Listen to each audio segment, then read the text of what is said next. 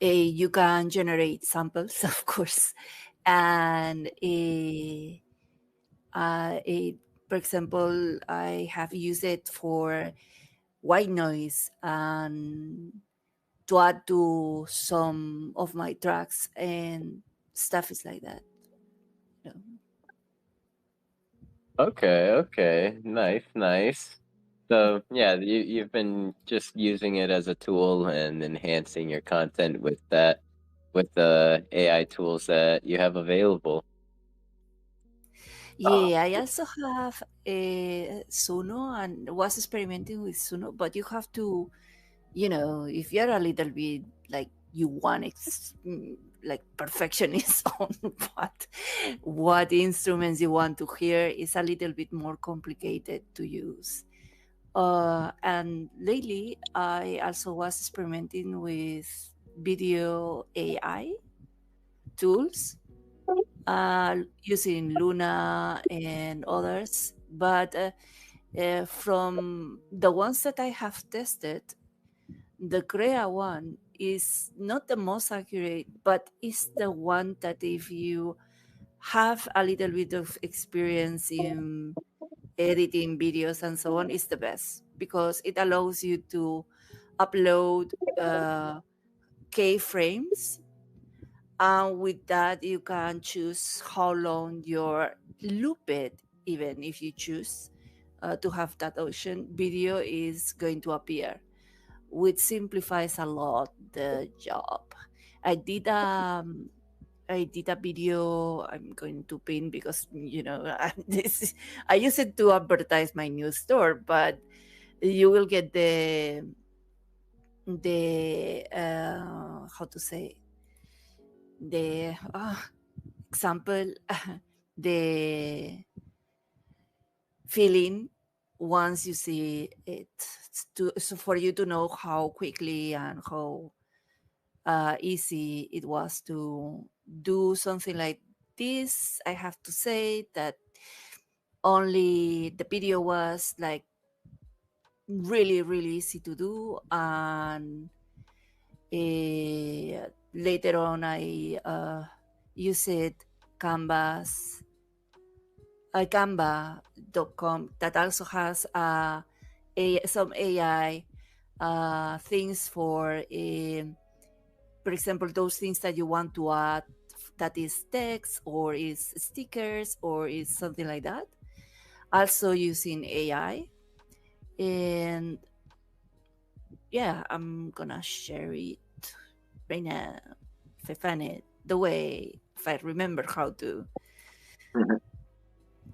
Yeah, Good, good. done. And good morning to I see Bitcoin popped into the space, Chronos, and good morning, Jim Cedric. Good to see everyone this morning. Thank you for being here. Make sure to like and retweet the room, and yeah, let everyone know that we're here today. And let's see, is that the pinned tweet? Yes, it is. Okay, I'm gonna like and retweet it. Recently I started like kind of I got curious and I downloaded this like phone AI video editing app, and I got pretty like, excited to try to use it, and then all of a sudden it hit me with $15 a month or $20 a month. Yes. So that kind of like made me lean away a little quicker. Oh, and also Mm. good morning, Hugh Pow. I see you here. Thank you for your time. And how come I'm all alone? Oh, I'm in Realm Unicorn on Decentraland for some reason. I was wondering. I was standing here all alone. Maybe it's because of that. There we go. We I'm have coming. there is Kareen. Kareen is in the house. We have Super Nina over here on the at Canessa's land. I was over here posing next to the bubbles. Let's see. There we go. Get my butterflies. We all good. We living good. Um, let's see.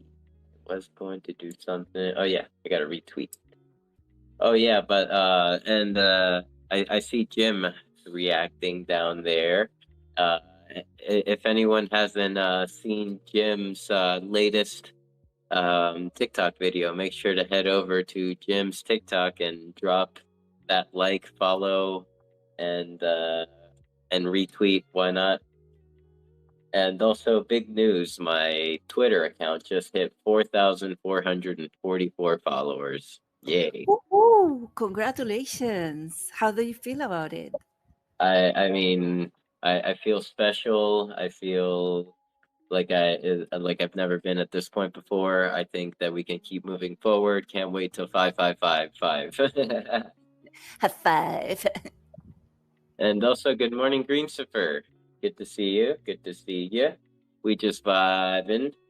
Oh, I see you requesting to come up to speak.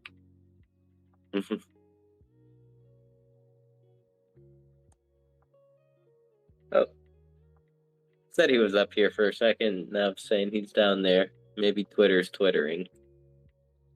Or maybe he's loading. We'll see. We shall see. Let's see. I was going to like and retweet the space. That's what I was gonna do.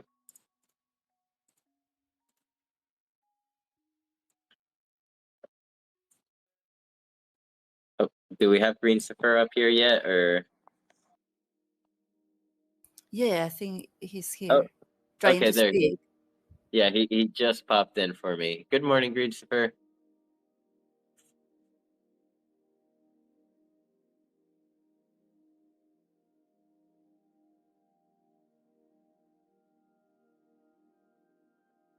Can you hear him, Margin?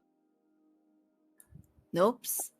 Okay, I thought I was waiting patiently, just in case, just in case. Oh, oh, hey, good morning, Derek. I see you chilling with me at the backdrop. We're catching butterflies with our bubble background. Let's go. Let's see. I also we have old guy as well at the CBD land. Oh, he just popped away. Maybe it was a realm switch.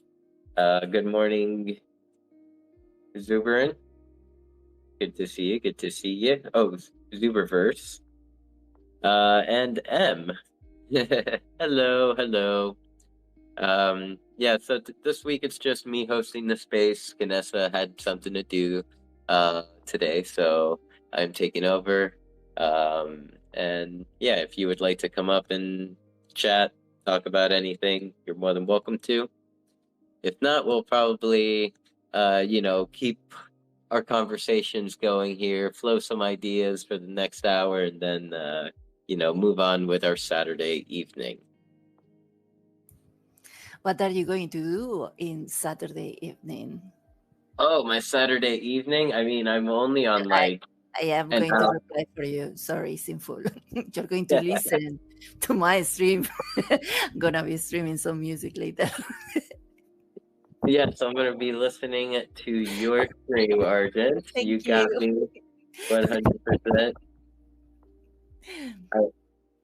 And if I need a nap in between, I will use the music as soothing background music to let my Oh yeah. mind roam. And let's see. Good morning, Mariana. Good to see you. Hey, Losi. So good to see everyone here this morning. Thank you for coming in. And yeah, to anyone just popping in, if you would like to come up and chat, talk about anything, you're more than welcome to. Good morning, one exists. Losi has been busy, everyone. Like so busy. Like every fucking platform, like Web3 social media platform that I see her on, she's like killing it in there. She's like top of leaderboards or has like thousands of followers. She's fucking out there releasing content every day. releasing music very frequently, and constantly marketing herself, and yeah, pushing it forward. I thought I even saw a podcast. Like, this is crazy, everyone. And Losie's been doing so much she can't even keep up. Like what's going on? Or maybe this is just the beginning. Had to give her some flowers for the grind, for sure. Oh, she's amazing. And I would like to know if the energy that she has behind is due this morning caffeine shoot that she's taking, like in the one that is in her peanut post. Sorry, my English. It's a little bit slow, rusty. I have to practice. But yes, kudos to Lucy. Uh, I'm trying to look for the post you're talking about. I'm looking for peanuts. Is that what you said? Peanut? Peanut butter? Yes. No, coffee, coffee. For I Oh, think, coffee. yeah. Okay, yes. I see that. Oh my God, I'm inspired. I'm over here with my cheap Dunkin' Donuts coffee, and then she's over here with like 3 layers of goodness.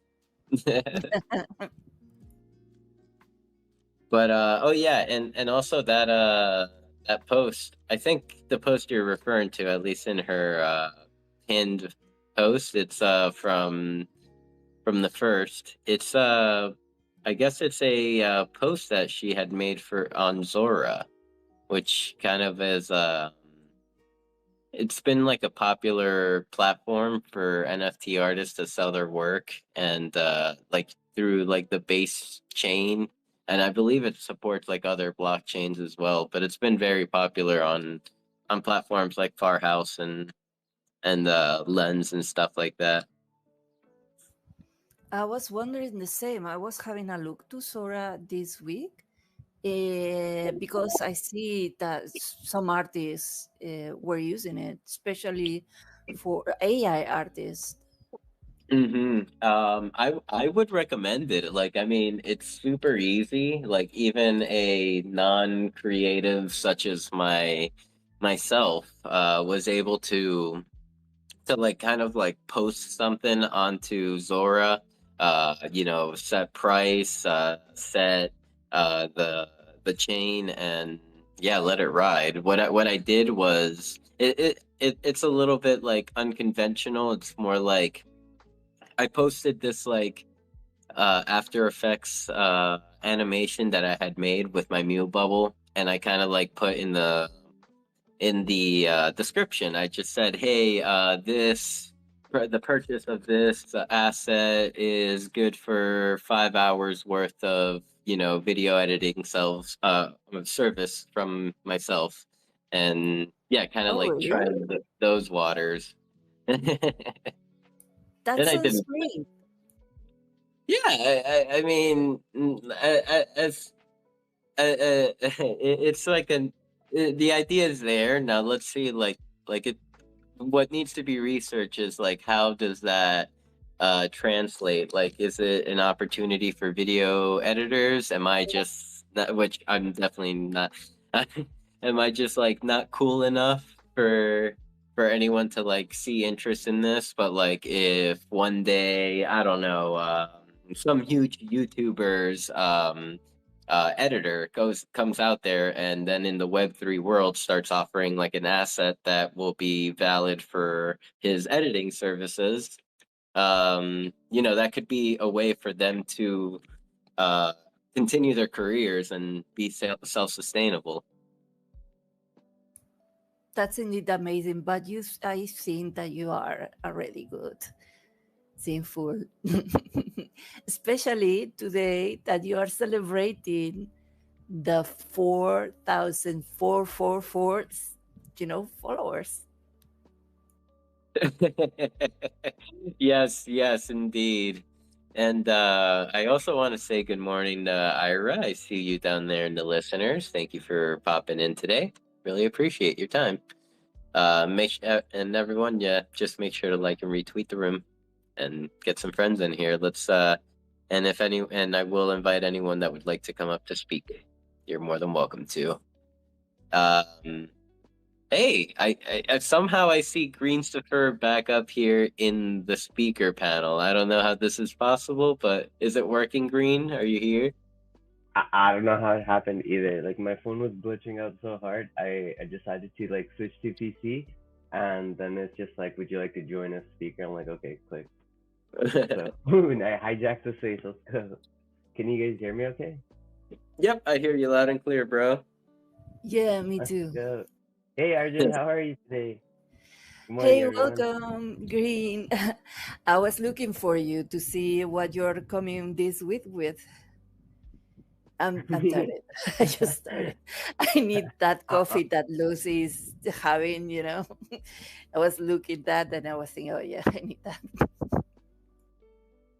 I'm like a broken record, Arjun. Stuck on the same song. Um, I would say like I'm probably with the same message.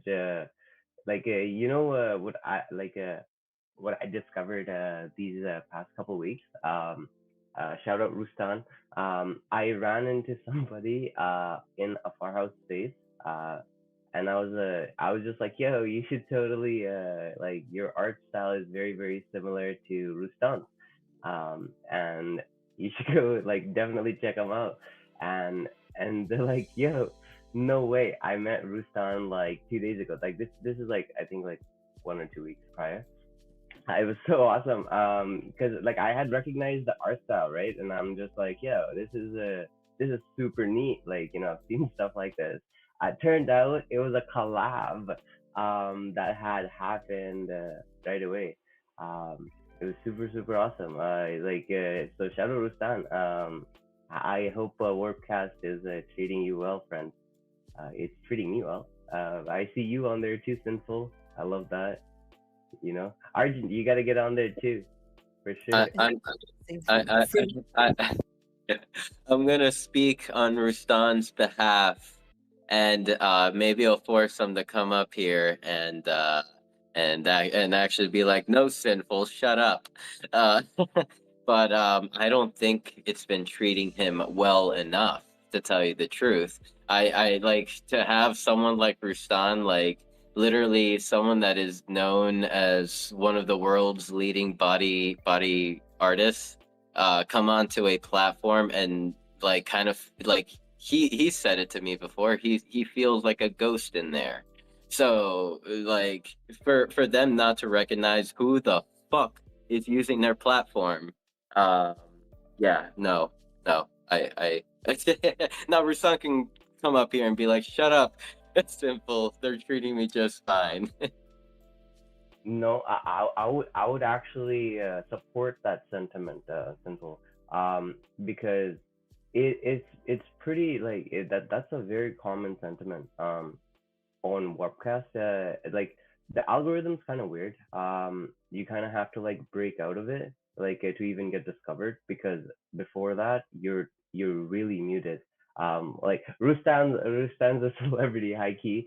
That's why like even when like he's totally shadow banned, like people still know. But I would say like you totally see like a different change. Like the algorithm will definitely recognize you. Like if you just like talk to a couple people, like if you hopped into like a far house, I guarantee you in a week's time you would probably notice a substantial difference. Just because like the people like it's weird how the algorithm's made.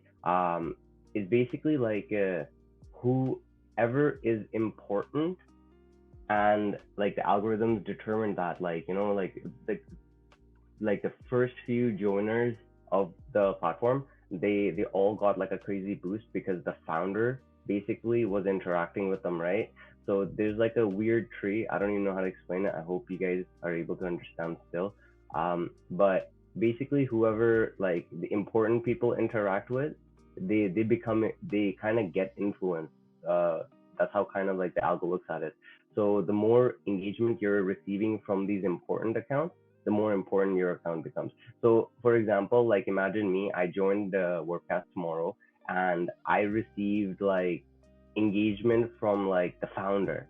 I would already like jump in ranking like way more than like you, for example.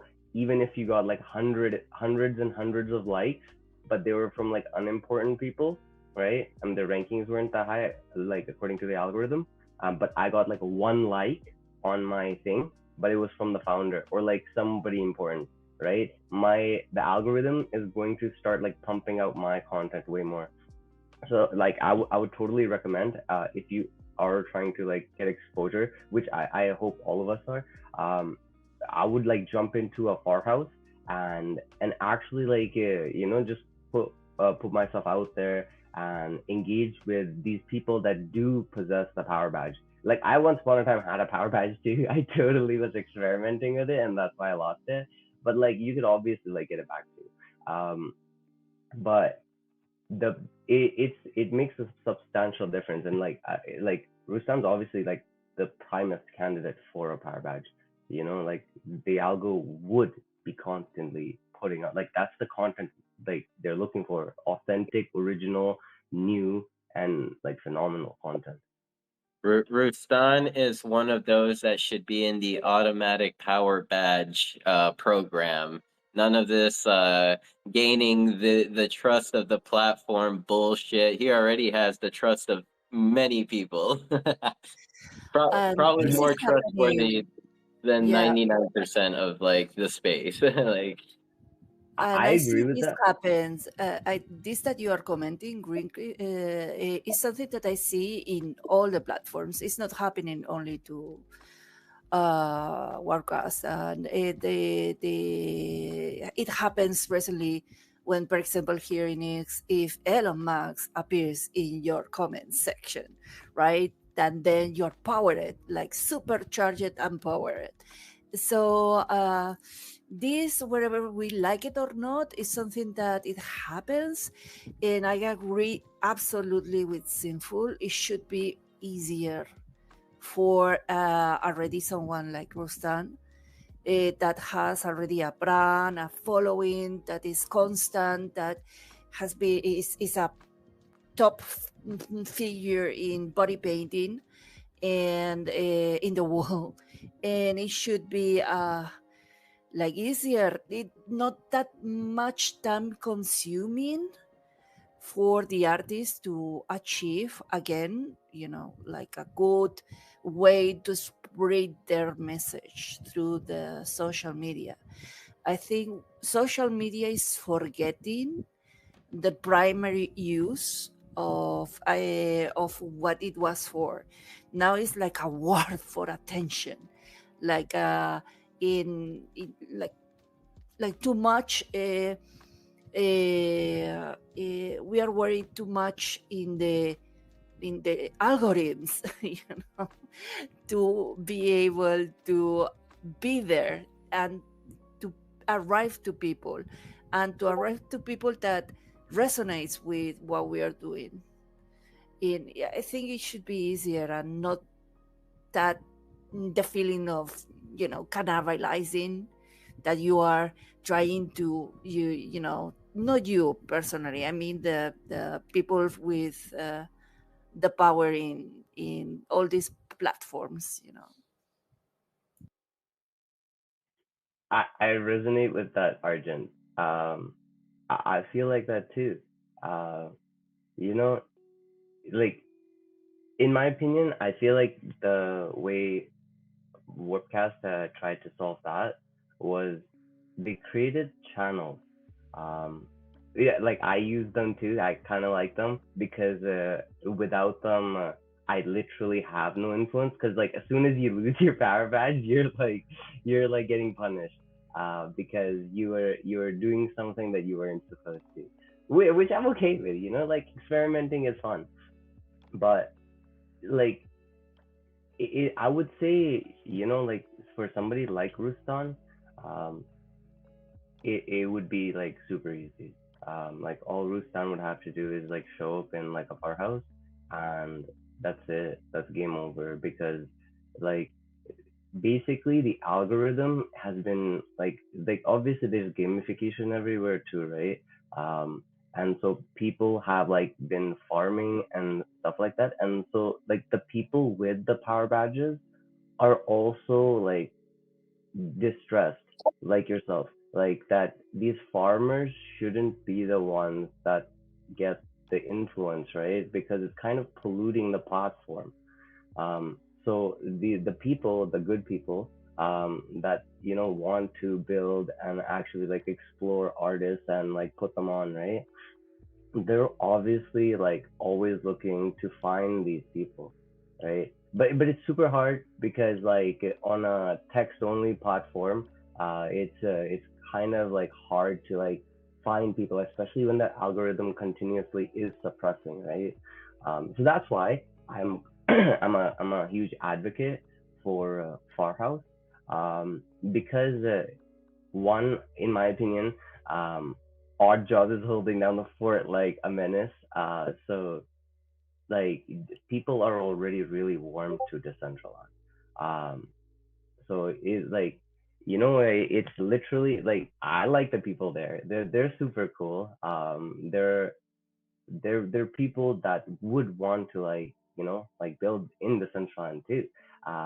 Just to like tie it back to DCL, because they're all building on brands. Like I met like tons of people that are like doing like merch stores and stuff like that. I'm like, yo, like this is like an obvious utility in Decentraland. Like, how are you having like a website as your store, and it's like a community? Like, it's literally it's like a you take it, they're basically trying to like be like an actual manufacturer for other projects too. So I'm like this would be perfect for Decentraland. Like people could literally like just come to your like walk to your shop in DCL and just place an order if they really wanted to, because that would be the best. And they're like, yeah, that would be the best. I'm like, okay, like try it out with DCL name and then dive in, But like that's just one person.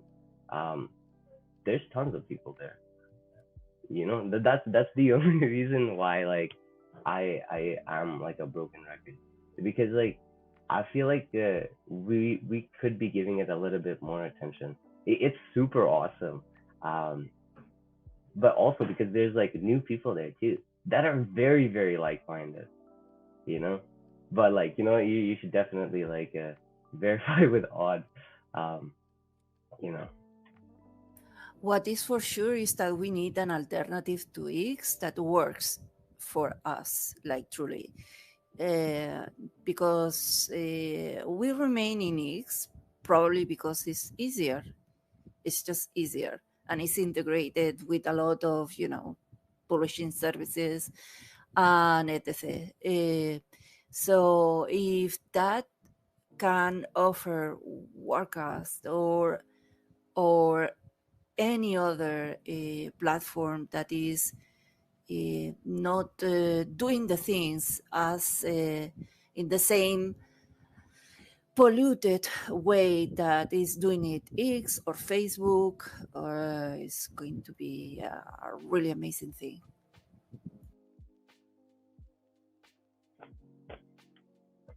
I would say yeah. Warpcast, the Farhouse spaces, they, in my opinion, yeah, they have already kind of like beaten X spaces just because you're already receiving on-chain tips. Um, the video, like how you can live stream on X now, um, that's coming soon. Um, so like by the time that X receives on-chain payments or like tips, even to monetize like your thoughts and stuff like that, right? Farhouse already done it. They're already experimenting with it. I've already received so many tips, and I have plenty of bad takes. So like Okay, so are you with the whole streaming thing? Are you saying that they're gonna bring it to PC at that point? Because If it were Well, still like a phone thing, it sucks. It would suck. I also agree that the phone thing does suck. I was actually quite surprised. I was hosting spaces in Farhouse. I was hosting a room in Farhouse, I should say. And there was just some dude in that like came up on the stage, and he's like, "Yo, can you guys hear me? I'm like running this through my PC." I'm like, "What do you mean?" Like, cause I wasn't sure like Farhouse was testing PC client, uh, but allegedly Mans was running it through his PC. So yeah, like I would like WordPress is already like on PC client, so I wouldn't think that it would be like that much of a reach to want like a Farhouse PC client, because like I'm advocating for it too. Like I'm trying to get a PC client because my phone's no good. Like even like the X spaces, I'm switching on my PC. So yeah. Oh, that's dope. That's dope because yeah, one of the things that's like holding Oddjob and I back in our because we've been hosting the Wednesday spaces on Farhouse and chilling there. Um and like yeah, one thing that holds us back as well is the fact that it's all phone. We can't really stream it to Decentraland.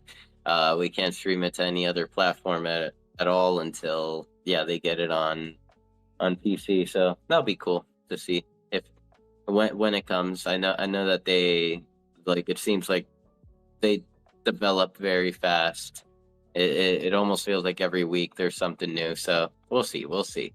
uh, But by the way, I just saw that Scott shared the look who is at DragCon, and is the set of the booth that CK has there in the DragCon, and it's yep. just feeling amazing. Yep, that's what I was actually going to segue into right after saying hello to Flair and Enigma and Make down there. Welcome, good morning, and thank you for being here. If you would like to come up, feel free to hit that request button, and we'll get you up here. And yeah, what I pinned at the top up there was a tweet by Scott. He's over at DragCon right now. He is helping our friend CK Bubbles while they are presenting. Well, not even presenting. They have a booth at DragCon this year. For anyone that's been like kind of here or hasn't been here and following kind of CK's journey, CK is a nail artist, and um, they made nails for a contestant in this last RuPaul's Drag Race, where the contestant that they did nails for actually won the competition. So big notch under your belt as a creator, and of course I as a friend, I'm always proud of them and happy to see them doing well. I wonder if she won because the CK nails, because I saw the set of nails that CK was bringing, and it were supreme. Well, definitely there were a lot of people talking about them, and obviously we probably were jealous of Nymphia that got our friend CK on the job.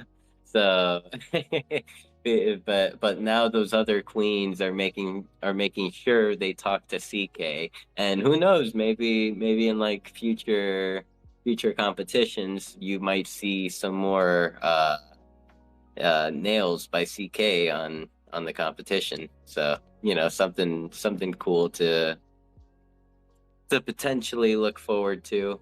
I know that they are in the right place right now. They're gonna be doing these conventions, drag conventions, and networking, and just getting out there and knowing people, getting to know people, and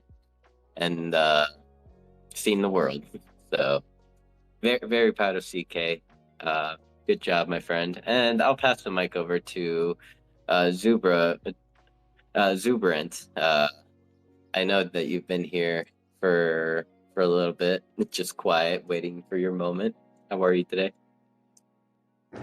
I'm good. What's up, everybody? It's Z, also known as Meta DJ. Being exuberant as always.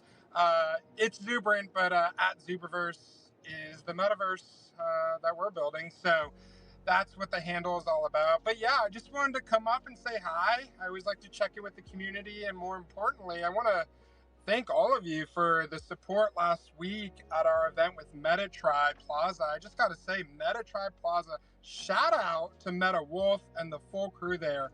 Absolutely incredible builds and experiences. Sinful, I just heard you're there, and Kinesta and Oddjob are doing their own thing as well. So it's really turning into a central ground for us as a community to gather with always unique builds popping up. I saw Mr. A Kid Called Make having a unique build at their event last night. So we had a great event last week. We've been really busy on developing highly personalized experiences driven by AI, which I know we were talking about earlier. And it was just an incredible experience to showcase what we've been about through the voice of Meta DJ and telling our story. And speaking of streaming, you guys were talking about the X.com streaming. For those of you that haven't checked it out, definitely tune into Zuberant Live, 24/7 AI-powered entertainment with yours truly, Meta DJ. But the reason why I'm bringing it up is because I noticed some updates, some groundbreaking features, live chat. I mean, oh my goodness, where's that been? And also a dedicated desktop version. So for those of you that are interested or already do stream on X, definitely check out those new features. Look, while it's no Twitch, it's catching up, and this is where the community's at. And how great if we could all have this as our central hub. We were talking about payment systems, which likely X is going to be one of the first to adopt that, becoming a true social hub for us. And then we portal into any metaverse we desire, maybe the Zuberverse one day, and we get to hang out. And I just want to leave it off with. If you haven't tuned into Zuberant Live, you definitely want to soon. I believe there's a DJ in this room that may be spotlight. I believe it's a kid called Make, maybe, if any of you have heard him, that may be featured. So stay tuned for that. And last thing I want to say is Sinful, I finally saw your message. I operate on Zuberant mostly, so check out Discord, Mew nudge nudge, and we could pick up our conversation. Appreciate all you guys, and keep being Zuberant.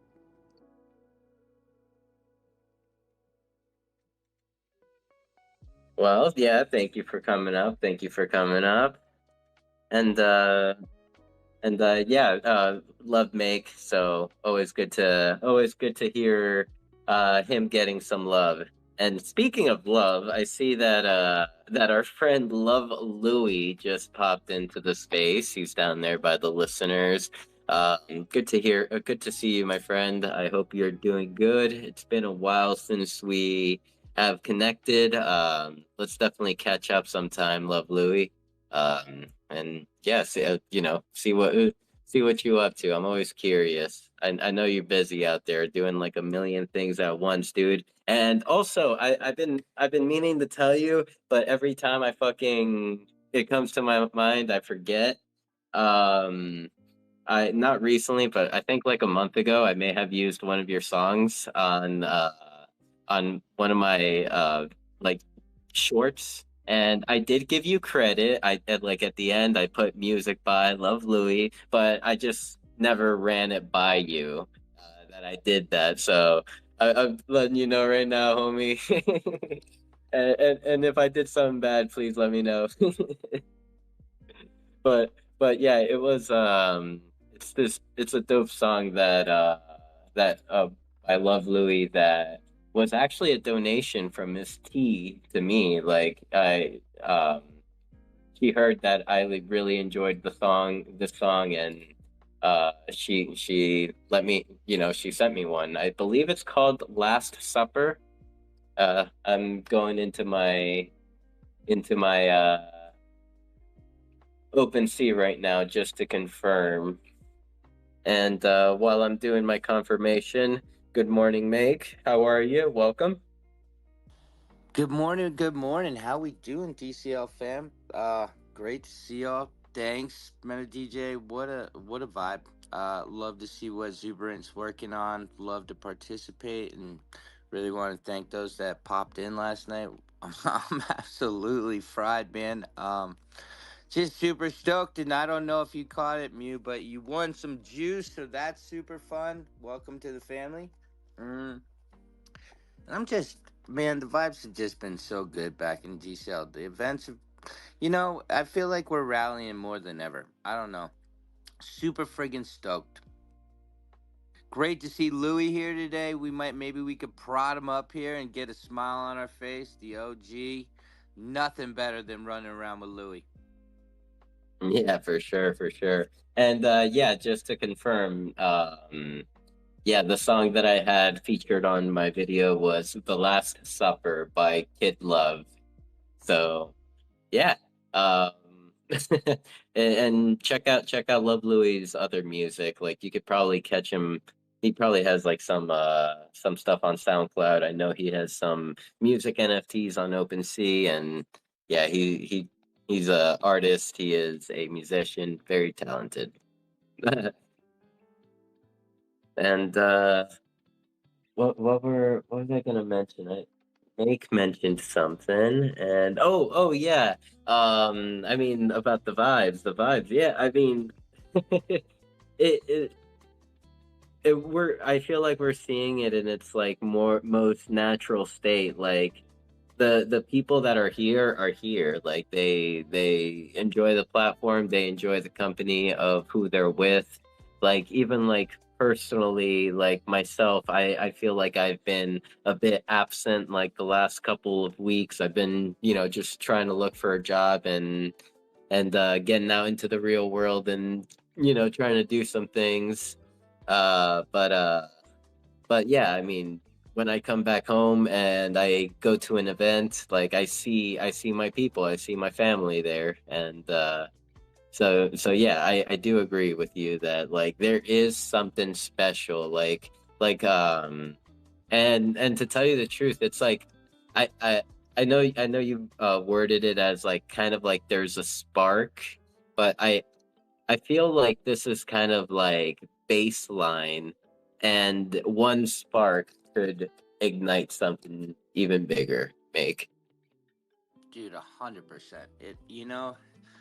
I think the streaming on Twitter has also really, the new feature of people actually, or at least it feels a lot newer, where people are actually talking to you and like catching a vibe with you is a nice like external way to really bring in more of our Web3 fam. I've definitely seen more Web3 fam coming around like all the time, and it's just been really fun. I mean, I love what Mary Shark's been doing, running around with the party bus, and then the fashion show yesterday was super fun. And Toxic's out there getting involved. She absolutely killed her set.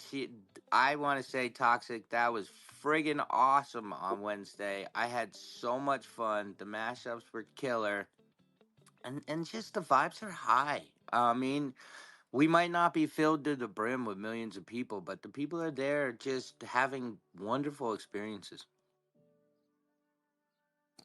I agree. And as you were speaking, I believe there were about like two speakers that requested to come up. I thought I saw Love Louie, but now I see him in the listeners. So Louie, if you're having trouble, close, jump out of space, close app, and then open it back up and jump in here. Maybe it'll work. Um, I did see Zubrant's hand go up, and we'll pass it to Zubrant, and then after Zubrant, Scott can take over. Awesome. Yeah, I'll be real quick because I do need to hop off. But first of all, Make, you really sound like a DJ that just had an epic night. So I love that. The metaverse is real. And Toxic Waifu, I actually heard from Make about that event. I wasn't able to attend. I'm so busy building Zubrant, but I keep a close eye on all of you because I believe in all of us and what we believe in. And AI was incorporated. That sounds very Zubrant. So we'll have to follow up and see what that was about. And then just last remarks, passion is what drives everything.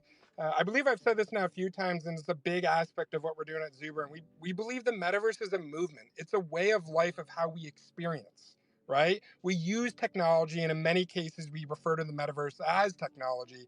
But really, it's about how we experience. And I agree with both you, making Sinful. Vibes, as much as I'm not involved with all the events, when I'm interacting with you individually, as we talk about collaborations and events, and even for the Meta Tribe event recently, there's just a sense of passion and even urgency that really excites me. But I also agree, Sinful. Look, this has always been happening. We're all building, we're all learning, and the tech is evolving while we are personally finding our own selves in this space. So it's just this beautiful synergy that I think is brewing towards whatever becomes the next cycle of attention. I'm not even going to call it a bull run because let's not get into financial advice and markets, but the next cycle that this movement gets is going to be really cool because we've all been building, whether you're being sinful with Beyond the NFT and everything else you do, Zuberant being Zuberant with Zuberant Live and everything else, the Kid Called Make and Scott and everything that you individually are doing in this space. People are going to come, they're going to be looking for things to do. And we've been constantly doing it. The community is consolidated, the community is expanded. That's the cycle and circle of life. But the beauty is we are marching on a movement. We're all here together. And with that, I'm going to rest my mic. Be exuberant. I appreciate all you guys, and welcome, Scott. Big love, Meta DJ. And good morning, Scott. I see you have joined us up here in the speaker panel. Really happy you're here, bro. Hey, good morning. Good morning from LA DragCon 2024. How are you guys? we doing good. We doing good. We just talked a little bit about you being out there at DragCon and CK. I have the pin tweet at the top. And thank you for that. I think I cut Argent off. I think Argent was was excited to say something to you, so I'll pass it over to Argent. Yeah, I was going to say, so excited! I saw all the montage, and I love that hand. How did you do that hand? It was something she created, and later you printed somehow, or how it was that handmade or concept. So I will be producing a video on how I made it. I took some pictures along the way, but I needed to get it done before my 6 a.m. flight on Wednesday. And then I somehow had to pack it up and bring it with me on the airplane, and it all worked out. But yeah, it's super simple. Once you know what you're doing, there's an online package that will take a GLB or any other 3D file, standard 3D file like an OBJ, and then it just makes a paper pattern. I printed the paper pattern at FedEx office and then glued it onto Gator board, because Gator board or foam board is, it's like maybe a 1/4 inch thick. And then that gave it some structure. But when I was working on the delicate parts, like the fingers and the tips, that was just regular poster board. So whatever, that's just a real brief rundown. I covered it up with vinyl. I made some nails for it yesterday. So I'm going to give a nice 3D video of it, so you all can see the finished product. Yeah, so that's how I did it. More details to come.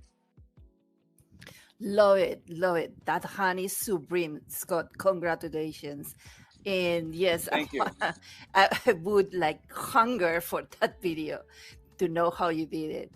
And not only that, all the curated fingernails that CK is showing in the, I was looking at them and I was thinking, oh, this is not, I cannot zoom bigger. I cannot, and it would be awesome if, I guess you're going to be posting more pictures on the nails during these days. Yes. Yeah. Yesterday I was busy getting the booth decorated. LA traffic, things happen. We did not get as much done on the setup day as we wanted to.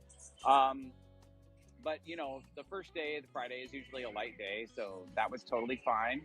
I'm actually gonna walk away from the Beyonce music here so you guys can hear me a little better. Anyway, yeah, so I was tying balloons and finishing the nails for the hand and, just doing any general things that CK needed help with. But now all that's done, CK's stocking the booth right now, so I'm just wandering around, checking out all the booths. I've already seen, I don't know if you guys know the different queens, but I stopped by Kim Chi's booth, Bianca Del Rio, big favorite of mine. If you guys ever watch Pit Stop, and if you're watching All Stars Season 9, all of those queens are here. But yeah, I've had a chance to wander around. It's been a lot of fun. We were saying also that the queen, the nails were done by CK1. Yeah, absolutely.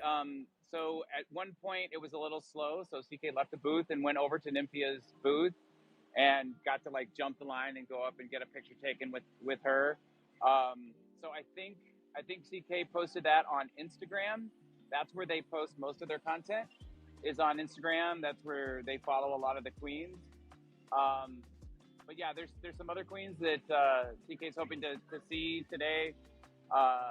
They delivered some custom nail sets to some queens yesterday. And yeah, just hoping to network and meet some more fabulous people in the industry. By the way, I saw your picture of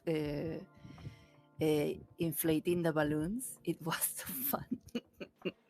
And I am also amazed to know that you bring the hand like all the travel to LA. That's impressive. Well, I bought a check bag, and it's it's foam, right? So I just packed it really well, and then I sliced it up, right? I sliced it pretty much in half, and then cut the fingers off, and then just reattached everything here, because CK is going to be in DragCon UK, and they need a way to be able to transport it there. So I needed to make it so that it was not only like glamorous and fabulous and eye-catching. That's sort of the draw for the booth, is people will see the hand and they'll be like, oh, what's over here? And then they come in and stop in the booth. It needs to be glamorous, but it also needs to be portable. And it's helpful that it's light so that we can move it around at will. And ultimately, and you'll love this, Arjun, I want it to be elevated above the booth, because like the booth is about, I don't know, 7 feet tall, 8 feet tall. And there's a couple that have, just some iconic graphics that are above their booth to draw people in. But I want the hand up there, and I want it to be spinning, rotating slowly. So I thought you'd get a kick out of that. Oh my God, I would love to see that also. It's going to be amazing. So it's going later to London, close to Europe. Well, it's in Europe, but I mean, they are not anymore. Closer to you, yeah. Yes, closer to me.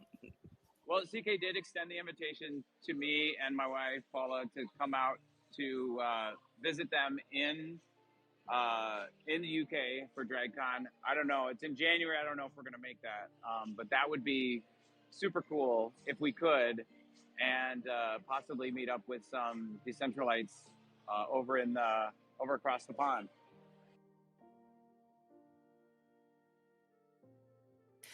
That would be so dope. I also love the color palette of the both.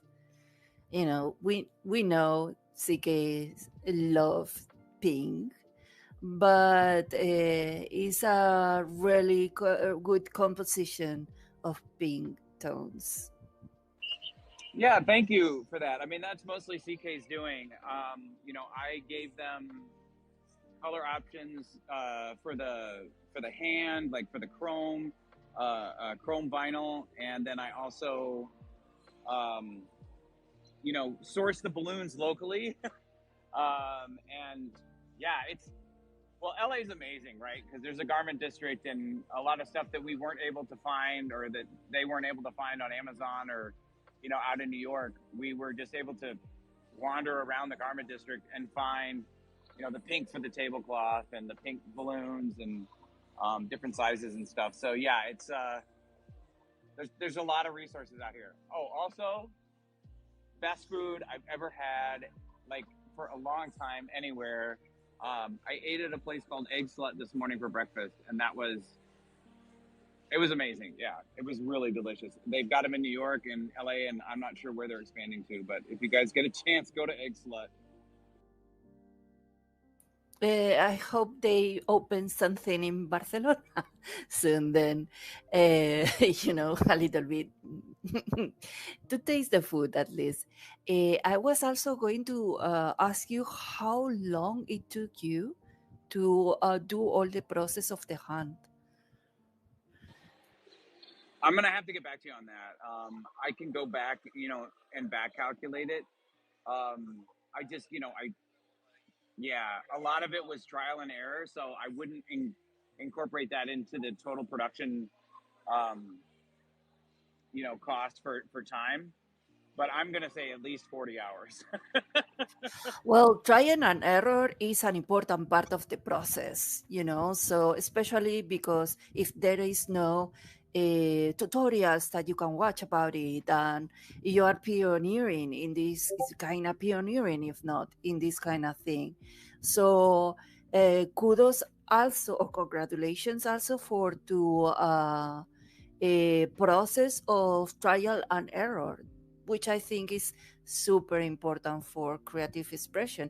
Also, the concepting, the time where you have to think on the idea, how you have to make it to save the issues of, for example, traveling light, and easy to set in place. Yeah, no, all good points. All good points. Um, I probably need to get going here in a little bit. If anybody else has any questions, I just wanted to encourage everybody to, um, spread the love, give back to CK as much as they've given to the Decentraland community. Go on X and follow and retweet or repost, whatever they call it now. Specifically on Instagram, definitely find their posts and their reels and stuff like that, and reshare them. Really, word of mouth is probably the best way that that they can gain extra exposure. So I just want to encourage people to do that. Please and thank you. Last question from me. Until which days we can see CK and you in DragCon? Well, today's the last day of DragCon officially at the convention center, but there are a number of events throughout the rest of the weekend. So, like, there's an after party tonight. There was an after party last night. There was one Thursday night after setup. There are events and extravaganzas tomorrow, Sunday. So I think Sunday is like maybe the last day. There might be some other ancillary things after that, but pretty much the end of this weekend is the end of it. I am having my brunch tomorrow at 12. It's in Culver City. I think it's called Citizen Market in Culver City. But yeah, I've got details in a post on Farcaster on that, and I think there's even an event. I'll post information about that again in case there's anybody listening that didn't hear about that earlier. But if you are in the LA area, I would love to meet you and have URL turn into IRL.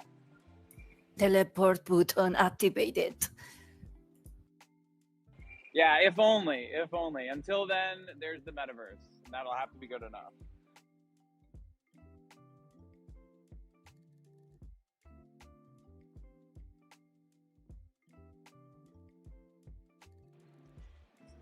Sorry, I was handling my long weasel. Anyway, sorry, I cut you off before I said that nonsense. No, that's okay. That's all right. I was just saying, if you were to talk about handling your weasel, yeah. Anyway, my mind. I got to get my mind out of DragCon and into Decentraland just for a moment. I'll give some shout outs here. I see Jim Cedric. Hello, One Existence. I'm looking forward to seeing you tomorrow.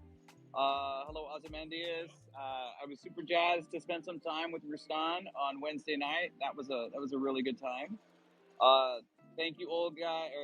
Thank you, old guy, for recasting some stuff over on Farcaster and on Instagram. Hello to is there Make? And then Toxic. Hello, Toxic. Super Nina, Sherry Berry. Hello, Mariana. Greensifer, what's up, man?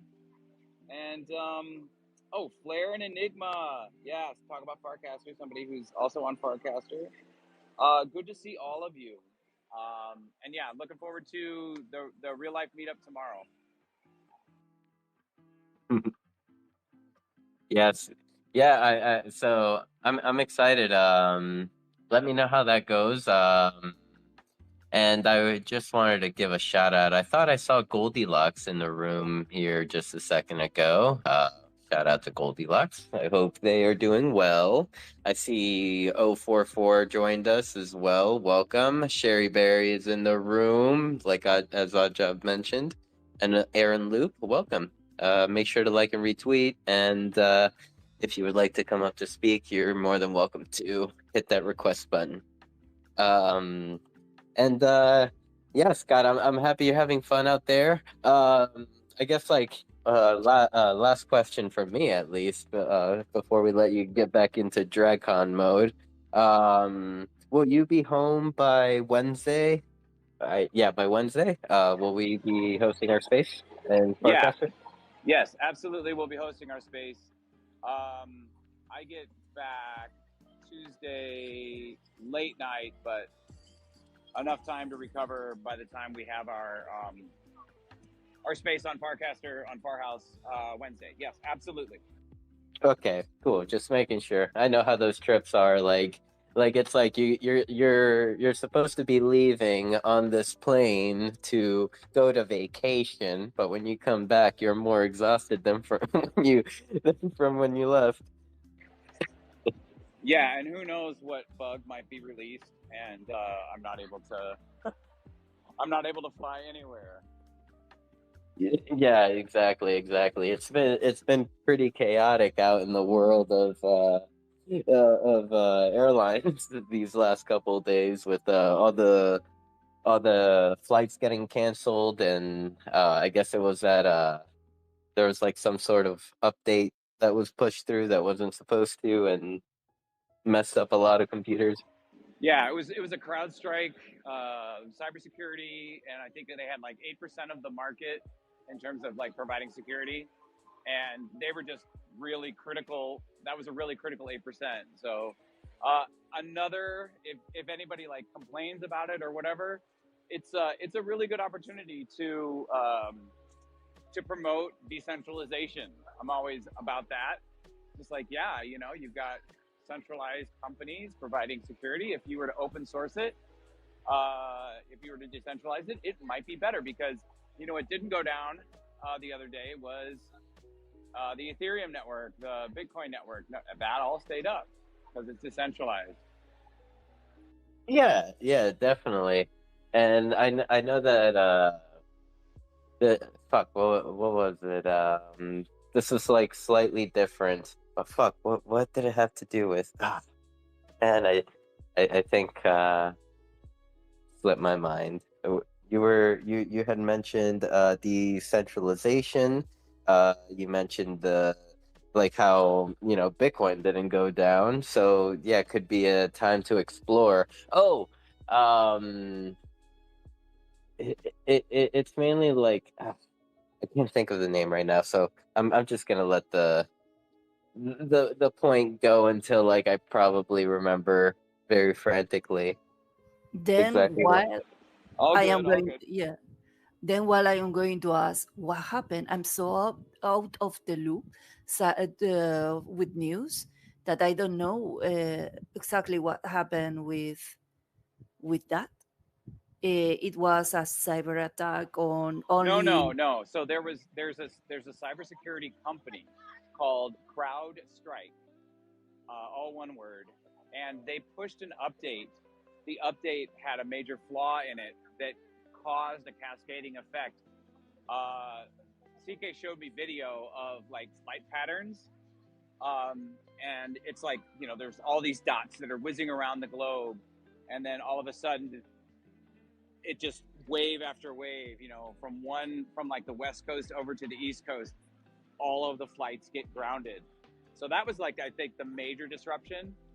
but there were other places that had it affected, and it had some other knock-on effects for for Windows, because most of the companies that use CrowdStrike were also using Windows, so it like exploited something else in Windows. So you saw the blue screen of death with like the little smiley face emoji. That's like the iconic image from like the Sphere in Vegas had that the blue screen of death on it. The New York Times published an edition where it was just the whole front page was blue to do the blue screen of death. So yeah, it was for real serious. Maybe that go Linux or go AOS, time to move to Linux. Oh, absolutely, yeah. If they were using Linux, there would have already been a patch, and none of the flights would have been grounded. So, okay, so while you were speaking, I remembered what you were talking about, and it was with your comment about like how much of the infrastructure was affected by CrowdStrike, and like kind of gets me thinking to like, how about like when Cloudflare goes down, you know? Like for example, our beloved Decentraland goes down when Cloudflare goes down, or at least our web version. And so much of like the internet like goes down. I believe even Discord goes down when Cloudflare. Um, Yeah. yeah. Well, I was gonna say, just sort of ripping off of what you just said, Sinful. And remember when I mean, Firehouse it's a beta product, and or I would even call it alpha. But like, yeah, when there were problems with that, you and I were both unfazed, and we were able to make it work, and we were able to get the space on the air, so to speak. Um, yeah, I think it's just something we're more used to. The stoppages and the outages. Not to say that decentralization is the answer and it's perfect, because we all know that that's not true. Um, but I think it creates the need for a technical literacy that most people in Web two and just the normies don't have. Um, yeah, like, oh, I don't have to think about this. I don't have to devote any cognitive cycles to what do I do if such and such doesn't work properly. I think if something like that were to happen, I think the recovery time would be much faster, and I think that there would be a number of alternatives that could be spun up. If Cloudflare doesn't get up and running, there's more opportunities for other people in the space to step in and to fix it. Well, we are going to a society that each time is less. You need to know less of in order to do the work. Especially now with AI, is very very fast. And with smartphones, we saw the revolution. So what will happen if, or how you're going to survive if suddenly it comes like an apocalyptic time where you have to go again and recover yourself from very hard situations, like how to do and that are primal, like how to reinvent or redo communication system. I think the answer is underground satellites. I think we're doing it wrong. I think the satellites up there are vulnerable, but if we buried the satellites, they would be underground, and no one would be able to touch them unless they're looking for oil. But who else looks oil if it's for oil if it's not the U.S.? So they'll be fucking up their own infrastructure. Um, I was It, thinking you were going to say Dr. Stone, looking at Dr. Stone, but yes, I can agree on that one too.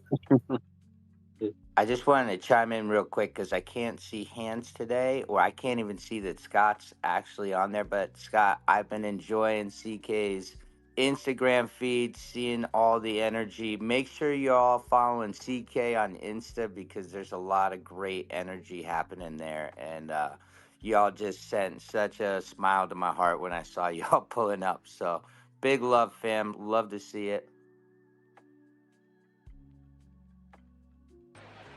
All right, I got to get back. Thank you for letting me come up to speak, Sinful. I'm just gonna finish walking the floor because I didn't get to do any of that yesterday. I will have my ears on, so if anybody has any last minute questions or whatever, I probably got another, I don't know, like 10 minutes, 5 minutes to wander around. There's a lot of people here already, and it just started, so got to navigate the crowds. Go ahead.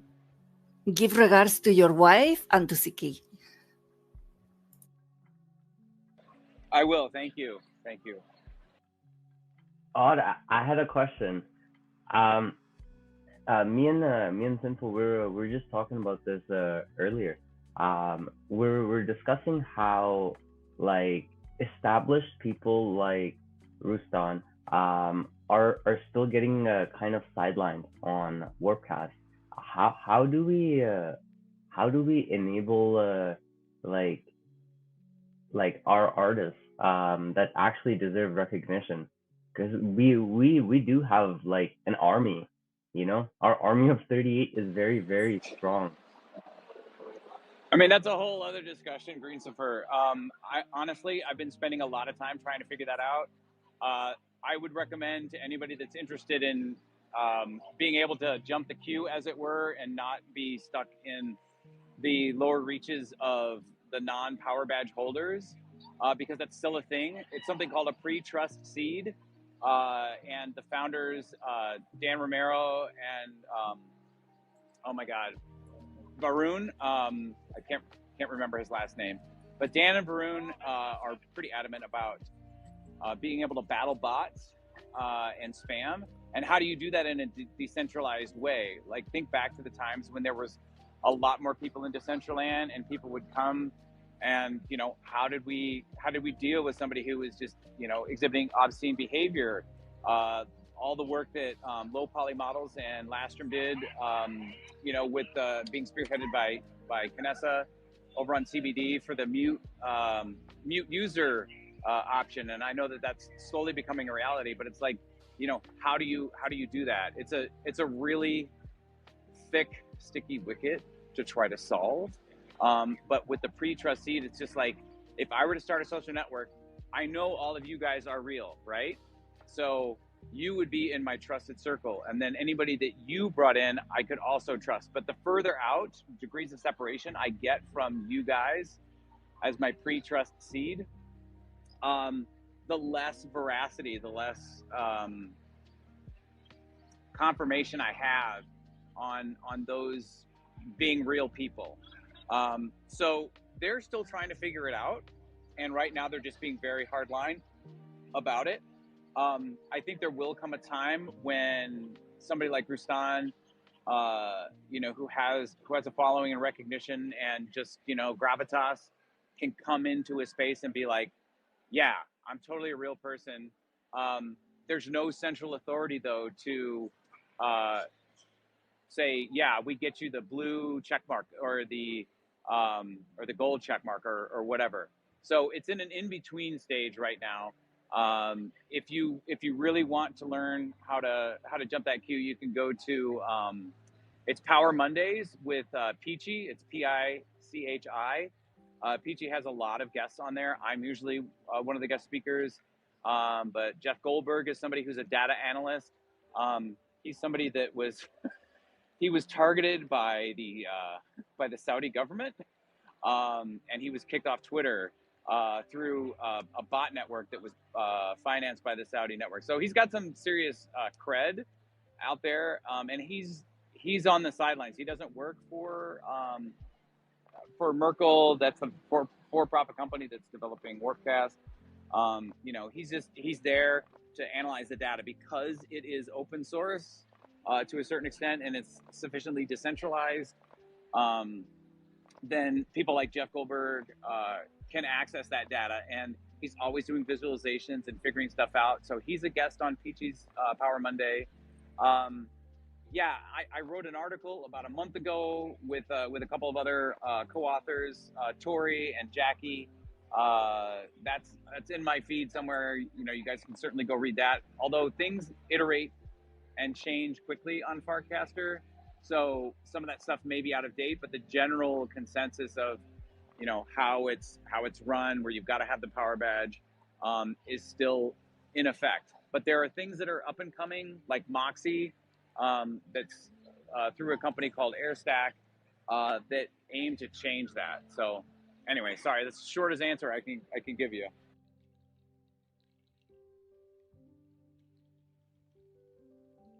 We're fighting for your rights to shine, Rustan. I promise. For real though, for real. Like, check this. Like, cause what Odd said is like spitting fire, like literally. Um, if we were all to actually like pull up to like a powerhouse space, right? These people are already like they have the check mark from the algorithm because you know they're obviously real people. When these people are actually able to identify us as real people also, the algorithm already goes like, yeah, okay, you might be real, right? The more real engagements you get even after that, you get even more validated that, oh, you are indeed real, right? So it's super super awesome, and I'm just thinking, imagine if like you know, because like we're actually here always, right? So imagine everybody gets power badges, right? Then everybody is actually able to not only curate like other good artists, right? And like just everybody that's like doing good and being good, right? But they can actually like get to shine, you know, and like, you know, do whatever they want as well. But very, very underrated. I don't know. It's kind of cool. I was kind of skeptic the whole time because like I'm also afraid of change, like any other human. Um, so like when Huddle CEO brought it up to me in January, I was also very skeptic. But then like I'm almost like flipping my Twitter followers on Warpcast at this point. So like I don't even know what to say. It's kind of cool. Hey. Well, I mean, I guess the platform works for some. Uh, works better for some than it does for others. Yeah. Yeah. I feel Uh, like I've personally like have I haven't given up, but I haven't seen absolutely. I have seen absolutely zero incentive to just dedicate my time into Warpcast. Like you know, actually like trying to dedicate. If it's just natural, like like whatever, I go on the platform, like some things and post and whatever. Like yeah, I can do that, but actually try. Yeah, I'm burnt out. We well, need a proof of human. yeah, well, I think as yeah, that's true, and probably that Scott was saying, and you, like this proof of concept that you are a real person, that you are also, you know, like we are now talking and knowing each other, like friends and colleagues, and so it goes back social media to that, because it would be really then a good experience or a good try of real being social and to know what is on your cycle happening, which is very important because sometimes I don't know it goes for you the same or not, but in my notifications, no matter the social media that I am using, it does not show, even when I have activated all notifications and so on. It does not show all my friends or the friends the closer friends especially, the ones that I even interact more. uh, they don't, sometimes they don't appear in my, notification bell, and it's a pity. I was actually talking about this exact issue the other day, Arjun. So this is sick. I think basically there's a cap after like this. I believe this is for every algorithm for every social media platform. Um, but basically there's a cap for how many people you can have notifications for before it starts prioritizing which notifications to actually give you and which not to. So if you like put too many notifications on for too many people, then your friends will just get nullified. Like the algorithm won't be able to tell like who was actually your closest friend versus your close friend, or versus your friend, or versus your colleague. Just won't be able to tell. That's what I'm hypothesizing. I don't know. And especially if you are someone that you're an indie brand or artist, or that you don't have like the resources of having a big crew and with marketing and all these things.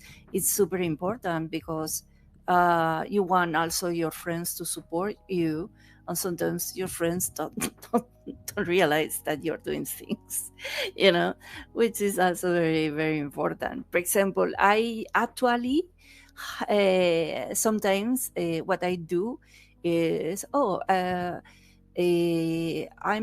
going to check, especially going for to Scott feeds to see if what he's doing, or Sinful, or Make, or Rustan, because sometimes it's happening this that is not showing. So I have to, when I have a moment and I want to be up to date, and is especially long time without being able to talk with my friends, and I know my friends are also doing really cool projects, and I wanna, you know be uh, noticed, and I want to be aware of what they are doing, you know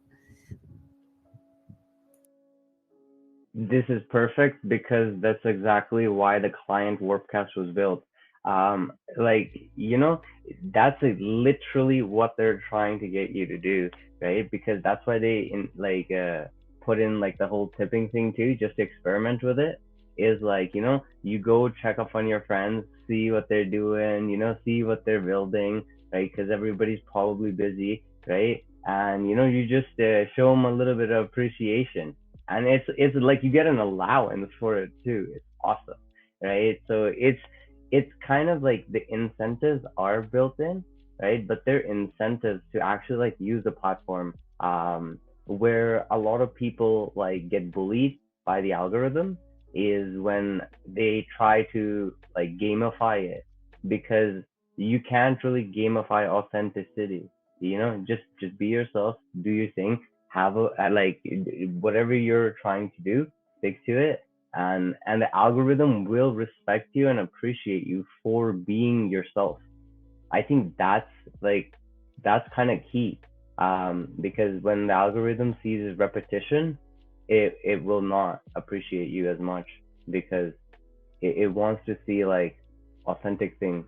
Because the reason I say that is, sure, um, people like close to Dan's circle might receive like a lot of power, right? But imagine, imagine you're creating content that is just that unique and brilliant, that all of the founders and like founding members are all engaging with your content at this point, right? The power boost you're going to get is going to be way more parabolic compared to somebody that might be early, and they had like the founders kind of interact with them and engage with them, but they're not able to like keep up, right? So I would say like, like, and I actually really like that, because like, you can, like, if you put like humans to like limits, then you're gonna get like not fun stuff, or yeah. But Yeah, Argent, I it's would, it's super yeah. cool. Yeah, thank you. And you too. But I go even beyond, because we are talking about having these alternatives, these companies that are alternatives, but we are forgetting that we also have, and that the companies should oblige also to some laws and to some social needs. Excuse me, And urgent, urgent. I yeah, just wanted to say I gotta sign off now. Hey, Dr. Drip, I see you out there. Hi, Stilo. What's up, dope Stilo? Yeah, I gotta get back to the booth, but I may pop in later. Thank you again for having me. And yeah, if anybody is able to make it to the brunch tomorrow, it's at 12 o'clock in Culver City at Citizen Market. Hope to see you there. Bye. Take care, Scott. Ha- uh, Have fun. teleporting button tomorrow activated. But turning back what I was saying, I think also that we should demand as users of these technologies and technology companies uh, uh, something to our politicians and or to our the law system that helps bring that back to the people instead of just allowing this cannibalistic behavior of social media goes and like fast food information and not clear information and all these things. I think it should be more regulated. We see sometimes that, for example, we saw it this year. It was this year that the United States were trying to do that, uh, but they are having issues in order to ensure that companies like eh, Facebook, known as Meta now, uh, X, Google, TikTok, and so on, had to answer some very difficult questions about, for example, security for minors, and especially because, pederast, how to say, charge, like, these things that are very, very, like, like super bad things. And even when that is happening, and even when we know about that still happening for this dramatic content, imagine for content that is less dangerous or less criminal, uh, that is a regular content. So I think we should, like, force more to these companies to be more into human rights and social technology and rights, for being more clear, open, in oblige to the needs, the truly needs of the users. Hey, I agree with you first of all, but I want to give a shout out down there to Dope Stilo, who's been doing events every single Wednesday, over 140 Wednesdays, I think, in Spatial. Absolute goat, bringing the fam together. His events on Wednesdays are absolutely fantastic. So if y'all haven't taken a little ride over to Dope Stilo's new spot and seen what he's doing, it's truly a special event held on Wednesdays. And I keep saying it as much as I've been maybe more focused lately, going, spending my time in Decentraland. There are some amazing builders in all these platforms, and he's one of them. So big love, big shout to Dope Stilo. But we build the future together, and I think it's super important that we all keep our eyes open and just see what special people are doing. Yeah, yeah. Big love to Dope Stilo. Whenever I had made that Farcaster channel and stuff like that, like the slash meta events, the goal or the vision with that, it really is to like allow like different individuals from all over like metaverse platforms to come in and post about their upcoming events. Doesn't matter what platform they're in, just everyone can post somewhere, everyone can post and have their post seen. And when I got that started, Dope Stilo was actually one of the first people that popped into my mind, of someone that's always active and hosting events over on Spatial. So I did hit him up and see if he was on Farcaster or on Warpcast, but I don't think he was. One day we'll get him on there. Me Uh, too. Me imagine too. you, imagine that you could have an international um, social network platform that is run by not companies but uh, in, like all the governments, but the governments in syntony and like democratic things and the good thing, that is that you were able to, no matter what social network you are in, uh, and publish, you as a user can receive like that, so you don't need to have like a Facebook, Twitter, account, because it's there and integrated. And also you can publish to that directly on your or in your favorite platform as well. I think that if it was this international open source social network running, that can be regulated for a crime, so crime network would not be allowed to participate in. So it's truly regulated uh, for the good, not for the abuse. You can, no matter what, don't have to worry of this that you sinful was just pointing out, something that no matter if it's in Meta or X or whatever, you're going to receive it, and you don't need to be uh, logged in that many companies and networks and trying to again to, if you are someone like Rustan or me or Toxic, to try to go and redo the engagement.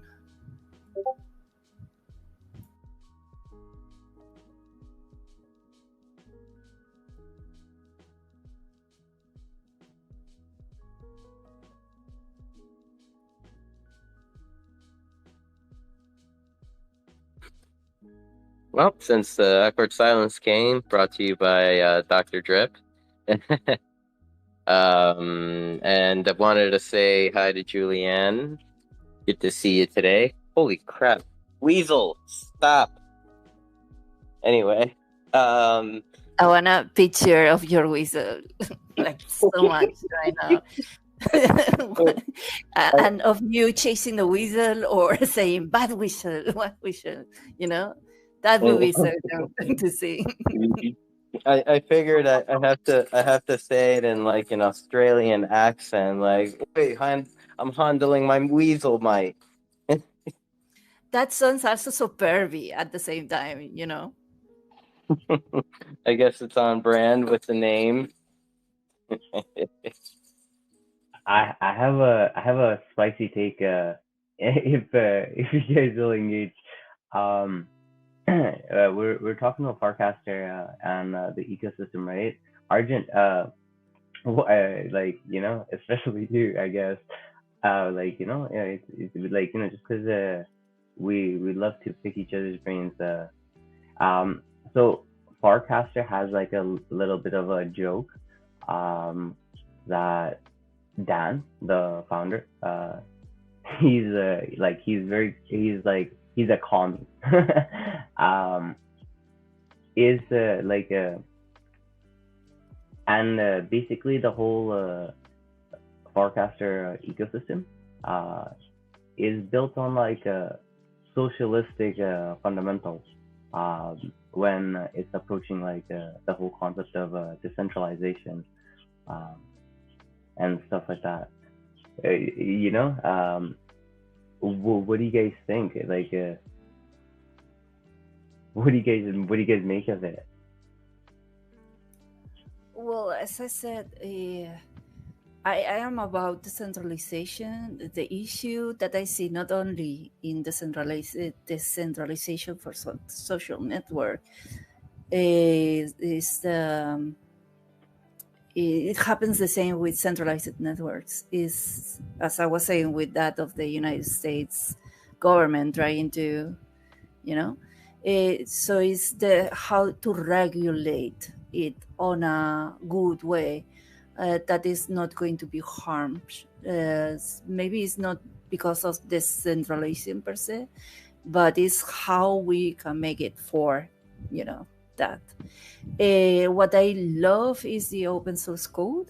I'm super on open source, especially because I'm a huge user and advocate for Blender, for example, since many years now. And you can see a lot of this. I'm recovering something that I think you, Green, were saying before, or I don't remember who said it, but is that, or Sinful said that the good and the bad with these open source platforms is that they are open source and that they are open source. So they can be used for anybody, including people that is like the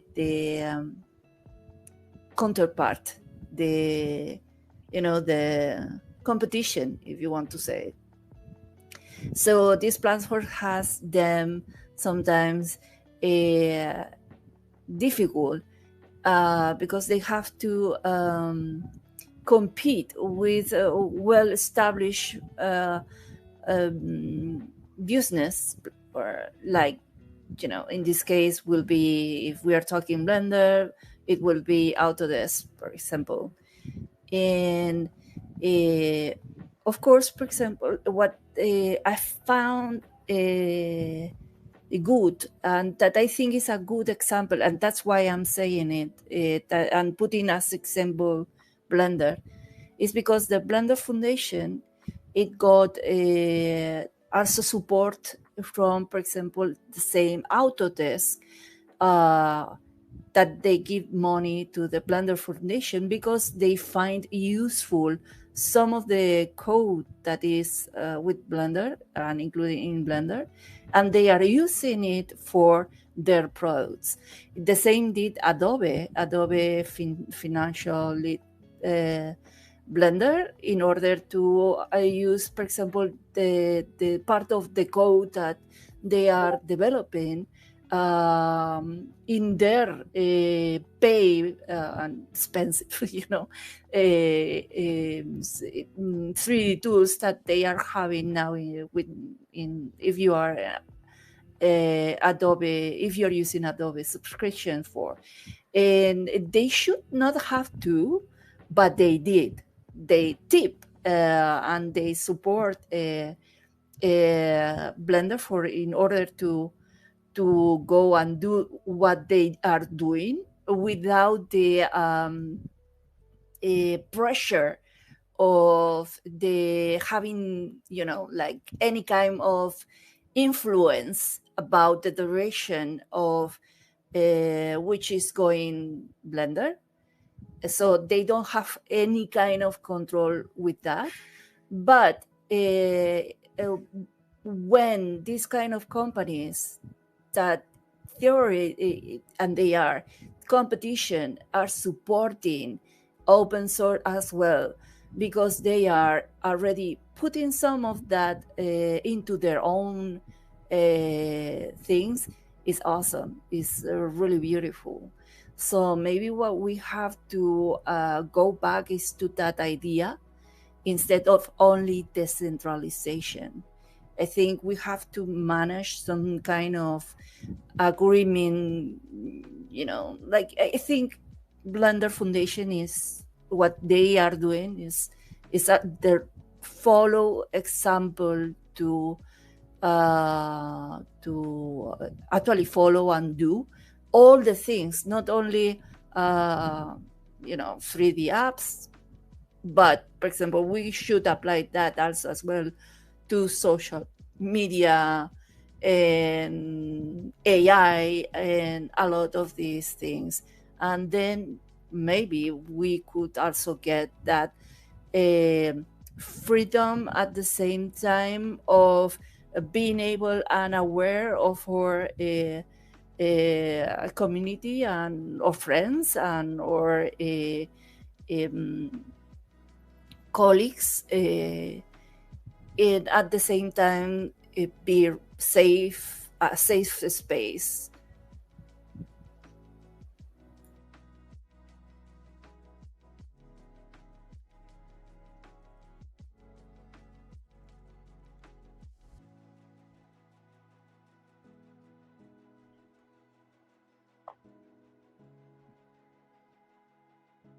I want to see stuff like that too. And like that's kind of like what they talk about as well.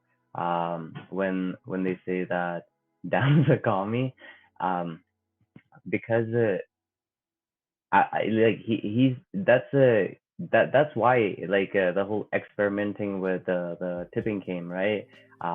Because basically we've seen something like this in Decentraland too, where we have grants and we have devs and they just create open source stuff, right? Um, and I think he was probably inspired by things like this, and he's like, instead of having like a proposal based DAO, just let it flourish and see where the liquidity just ends up. It was kind of interesting, because they did pivot with a lot of different things. Like there were different currencies too. That's where the awesome part comes, because basically, like, if one token's constrained to set incentives, it's too much of a burden to bear. So it like has to be actually decentralized, right? Like, you can't like just be like, this is it, you guys have to like follow, right? Because people are people are not gonna, like, get with that. This They'll do whatever they want. Yeah, this also brings me to this time. Well, this week, yesterday, I opened my story in the hood, the hack. I hope to pronounce it correctly. That before I was using it only for portfolio, but they are opening to also for artists to get their shop in there. And what I like it of the system, although they are very new and this is super new. It's of this month that started the thing, I believe. Um, you can pay with whatever system you want, and you can choose also to pay in dollars if you want, or in Ethereum. And it's in Ethereum base, so it's gonna be or Ethereum or base, base Ethereum that you can pay with it. But it would be so awesome to just publish whatever your artwork is, and to have any of these currencies. If you are a Solana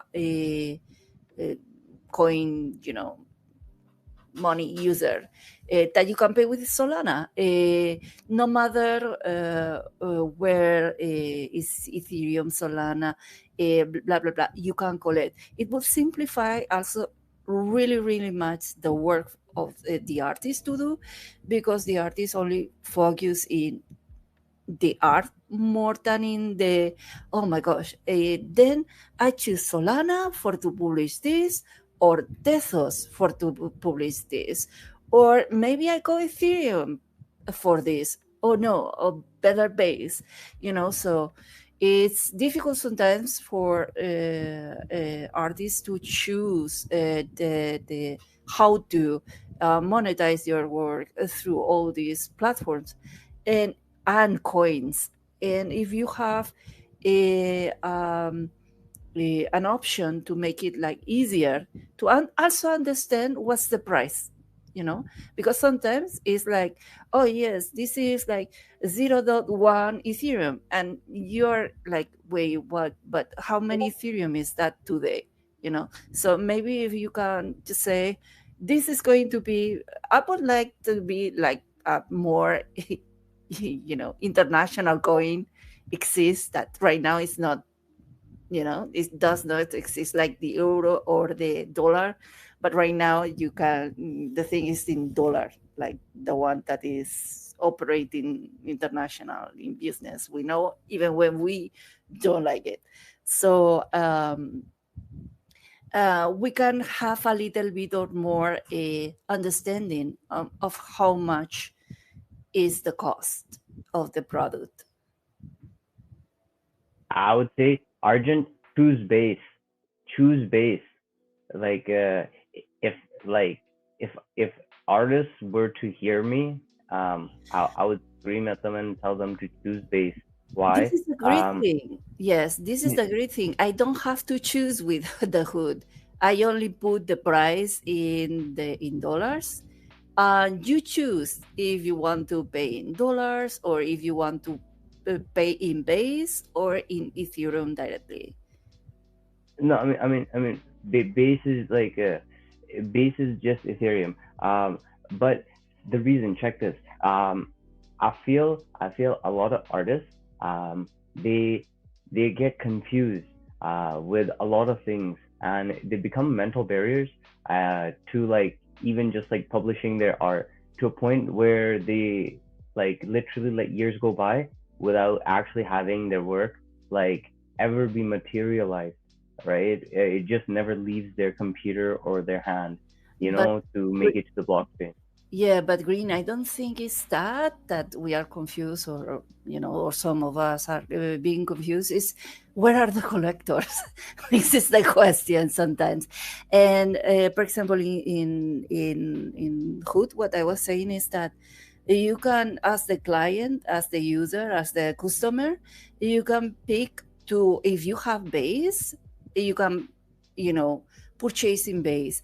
But if you have just regular Ethereum and you don't want to be on base, or because you are, like you want to pay the gas fees or whatever, you also can do it. You so if you want that to happen, also happen. And it would be so dope to see more of that in these marketplaces, because it takes away a huge worry that we the artists have, that is, well, what's the correct and better market or coin for my, to be able to pay the bills at the end of the month, for example. Like, for example, take this. Like imagine I make a piece of art, okay, and you love me, you're my friend, you're like, I want to support my friend Green Cipher as an artist, right? Like for me, I don't want to take your money because you're my friend, right? And obviously, you as my friend want to give me your money because you want to support me, right? So, in my opinion, I feel the compromise becomes when like I am able to like lower that barrier as much as I possibly can, while still making it, reasonable, right? That's why I said choose base, please. Because uh, Zora is a really amazing platform. I was talking to some guy yesterday, and I was like, I loved Zora even before this, but then I just loved it way more. Um, because uh, so Zora allows you to create free mints. So basically, you literally are charging $0. Okay, so as an artist, that is the most I can do. I can make it zero, right? However, because the blockchain is complicated, you're still going to have to pay fees, right? Um, like Ethereum gas fees, like right now they're nice, But but Green, sorry to interrupt you, but Green, if one thing is that you want to give away to your friends, but if you're living of being an artist, artist is your profession, you I need agree. earnings. So what you as an artist need is to arrive and facilitate I and choose. agree. Yeah, I'm exactly. with you. I'm Yeah, with you 100%. I'm with you. I'm with you me too with 100%, you, but right? but it's how so how we can fix that on an easier way, because it would be so dope to anywhere you are, anywhere you want. If you're an artist that you want to send your work to and give your work to some friends or people, is it should be a way of being it easier. For example, there are some marketplace that is not easier at all to send to your friends or to send to some of your choose clients some rewards or whatever, because it's so expensive to do it. While, for example, in each time that we are having like more markets, or sorry, market, no, the base, for example, base optimism that goes like better for avoiding that they are better built on, and they are more efficient. So you as in the process of minting, or in the process of transactions, or like, for example, if I want to send you some of my art that is a gift, or whatever, that I don't have to pay like $10 or more, or like $100, depends on what coin you are based, no. And with base and optimism, you have that easier. Tethos also is more economical for that. uh, but now, how is the markets itself? I have to check Sora yet for, but it would be so dope to find that the marketplaces are adopting these different kind of ways to pay,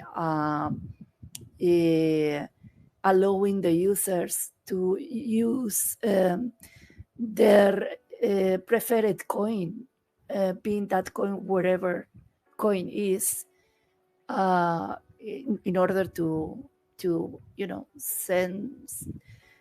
send your art For by the world. Go go. like for me, I feel like it's super awesome because like so imagine, remember we were having the whole thing, you want to support me as an artist and I want to make the barrier as low as possible, and also I want exposure too, right? Like I want other people to be like, yo, maybe this is awesome or maybe this is trash, who knows, right? um but like at the end of the day, I would still want more eyes, right? Um, but so check this. This is what they did. So I made the mint price 0. Okay, so now you have to pay gas, which is like a little bit. It's like $1 or something on base to mint an NFT, right? So you still have to pay $1.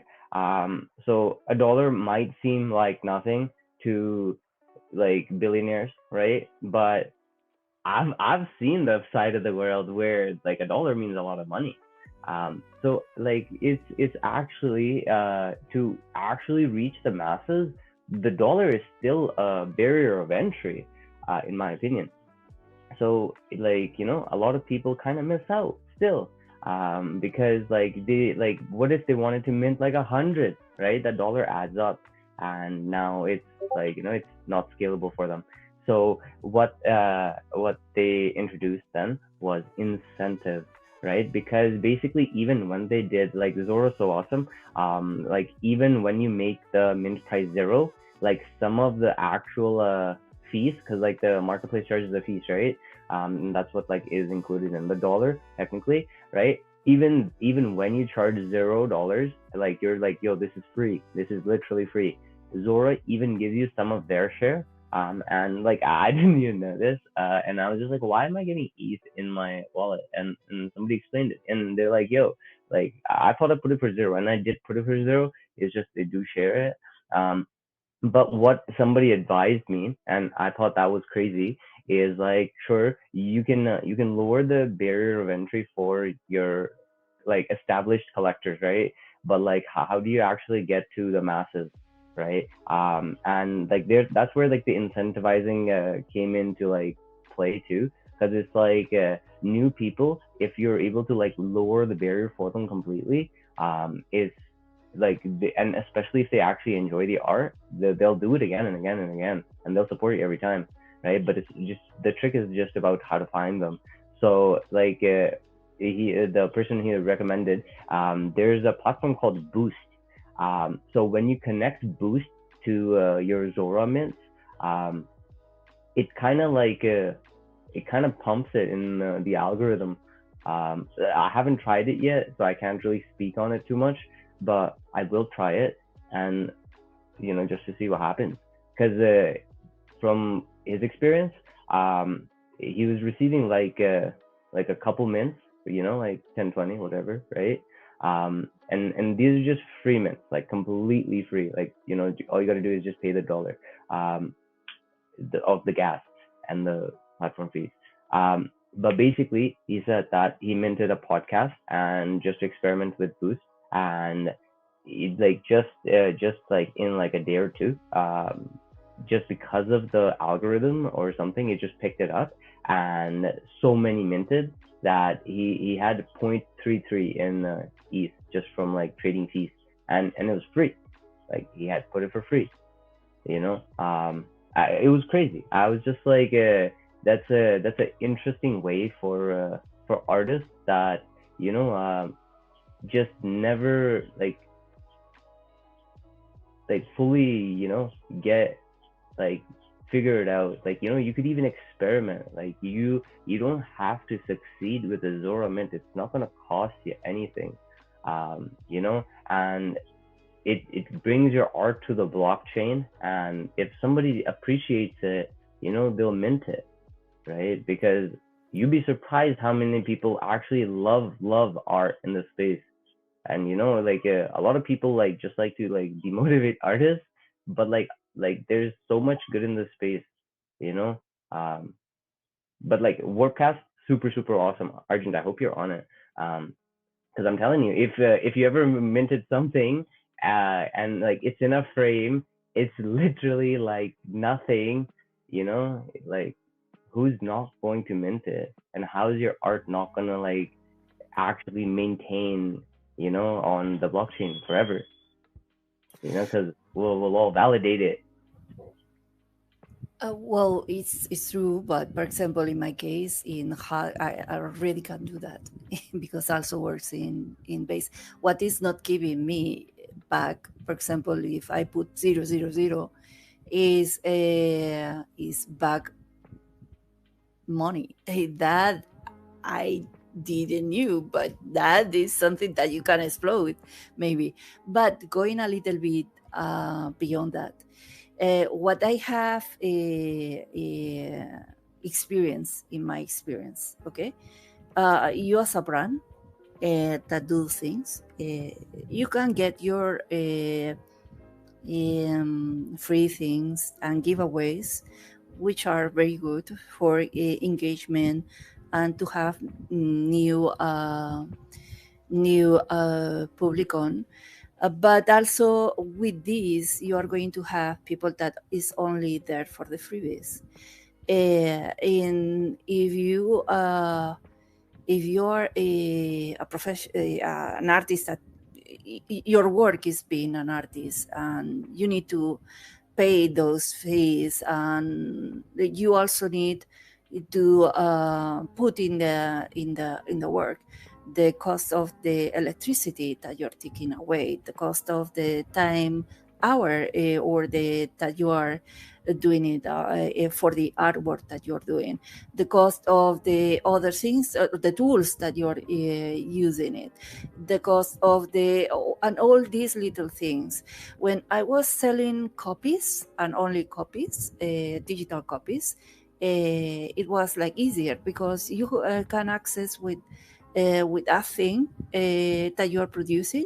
You can put like $1 or whatever, but just to have an example, and it's going to sell in a bunch, you know, and that is what is going to give you back the money that you are investing, and maybe have some benefits enough to go and continue with your career.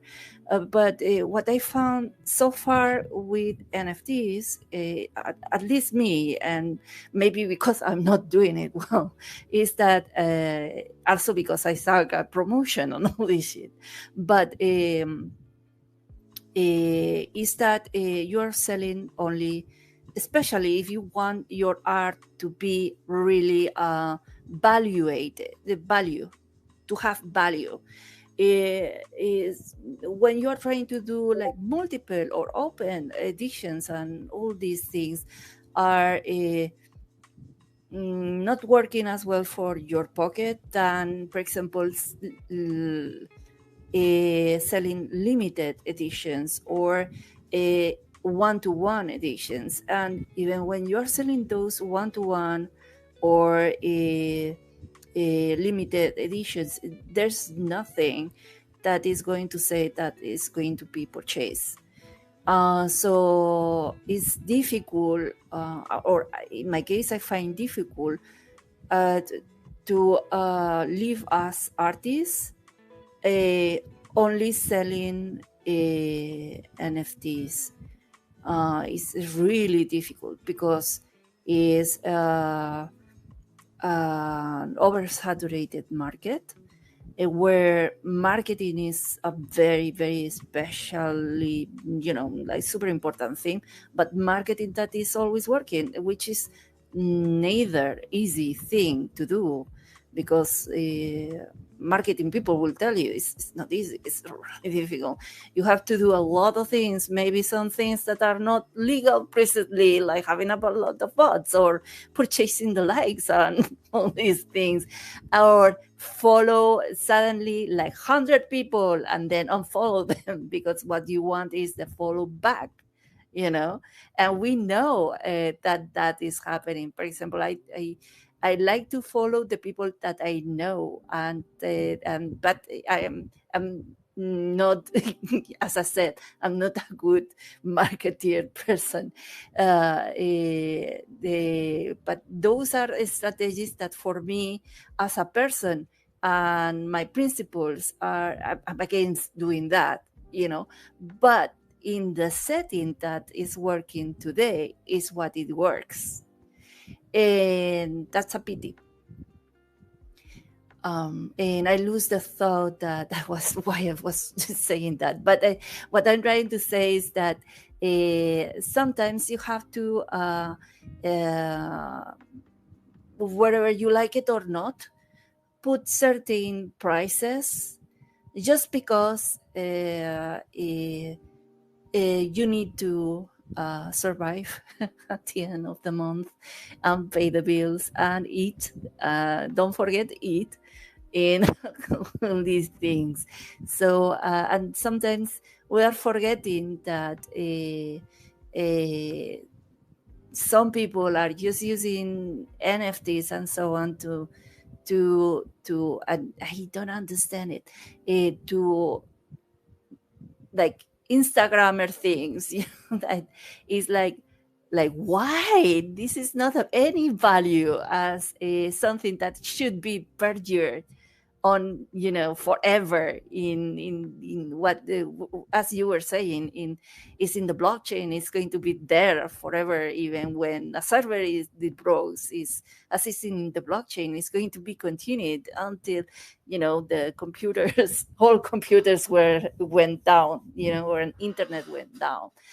But if not, it's going to be there forever, for the good and the bad, also as well.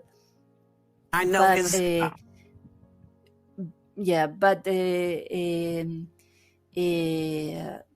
think a lot of artists are what they have interest is in.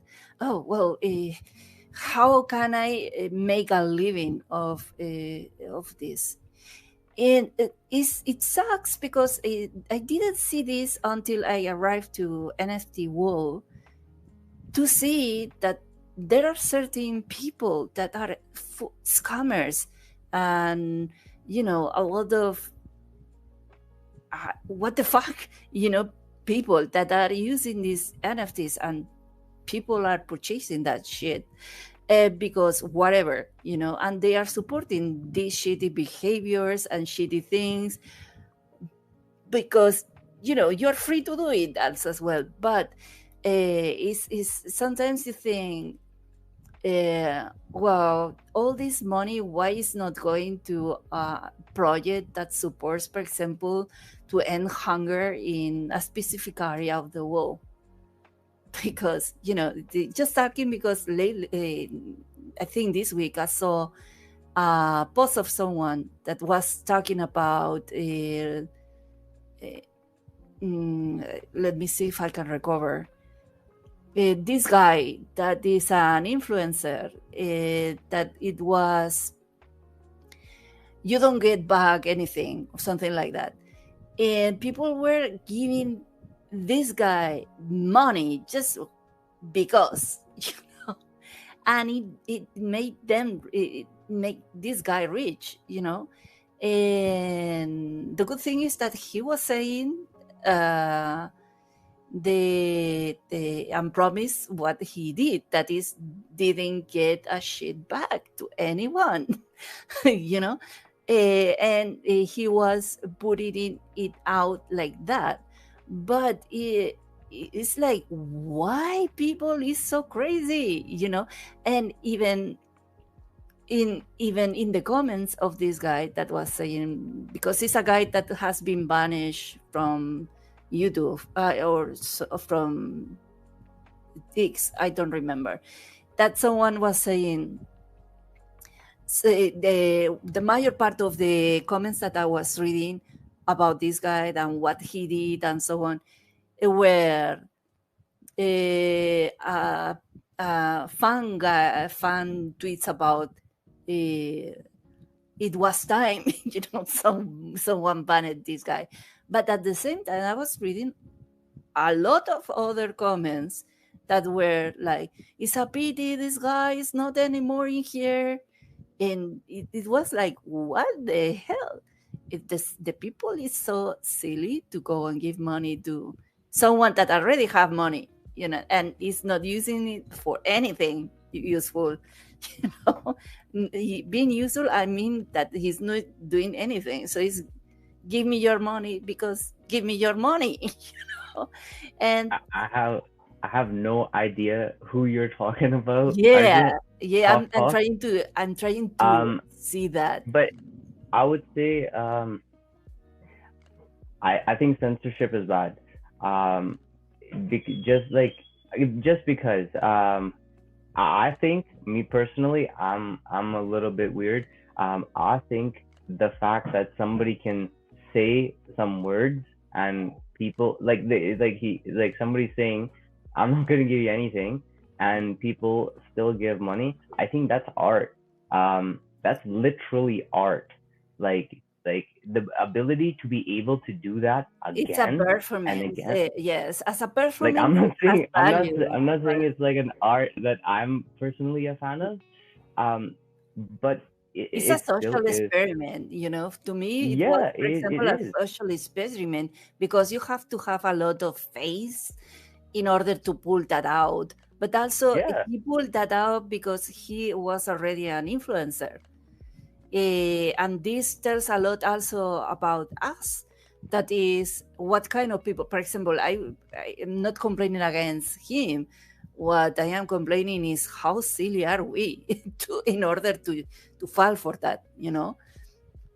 I Because mean, this guy is just this guy. Is like, imagine that Elon Musk is saying suddenly, give me money and I will not give you anything back. And but I still, mean, he did he that, will no, have a lot of people doing it, you know? or something similar. Elon Musk did that. The Boring Company is literally. I think that's probably what inspired it. Is like it's not a flamethrower, and then it sold out instantly, right? And it was totally a flamethrower. I mean, I don't think this is like related to Elon Musk's case, but like, I mean, there are different reasons that this could happen. Either like the people that are just blindly throwing money into like into whatever project, could be that they know the person on the back end and it's their way to launder money for other shit. Like there's different possibilities.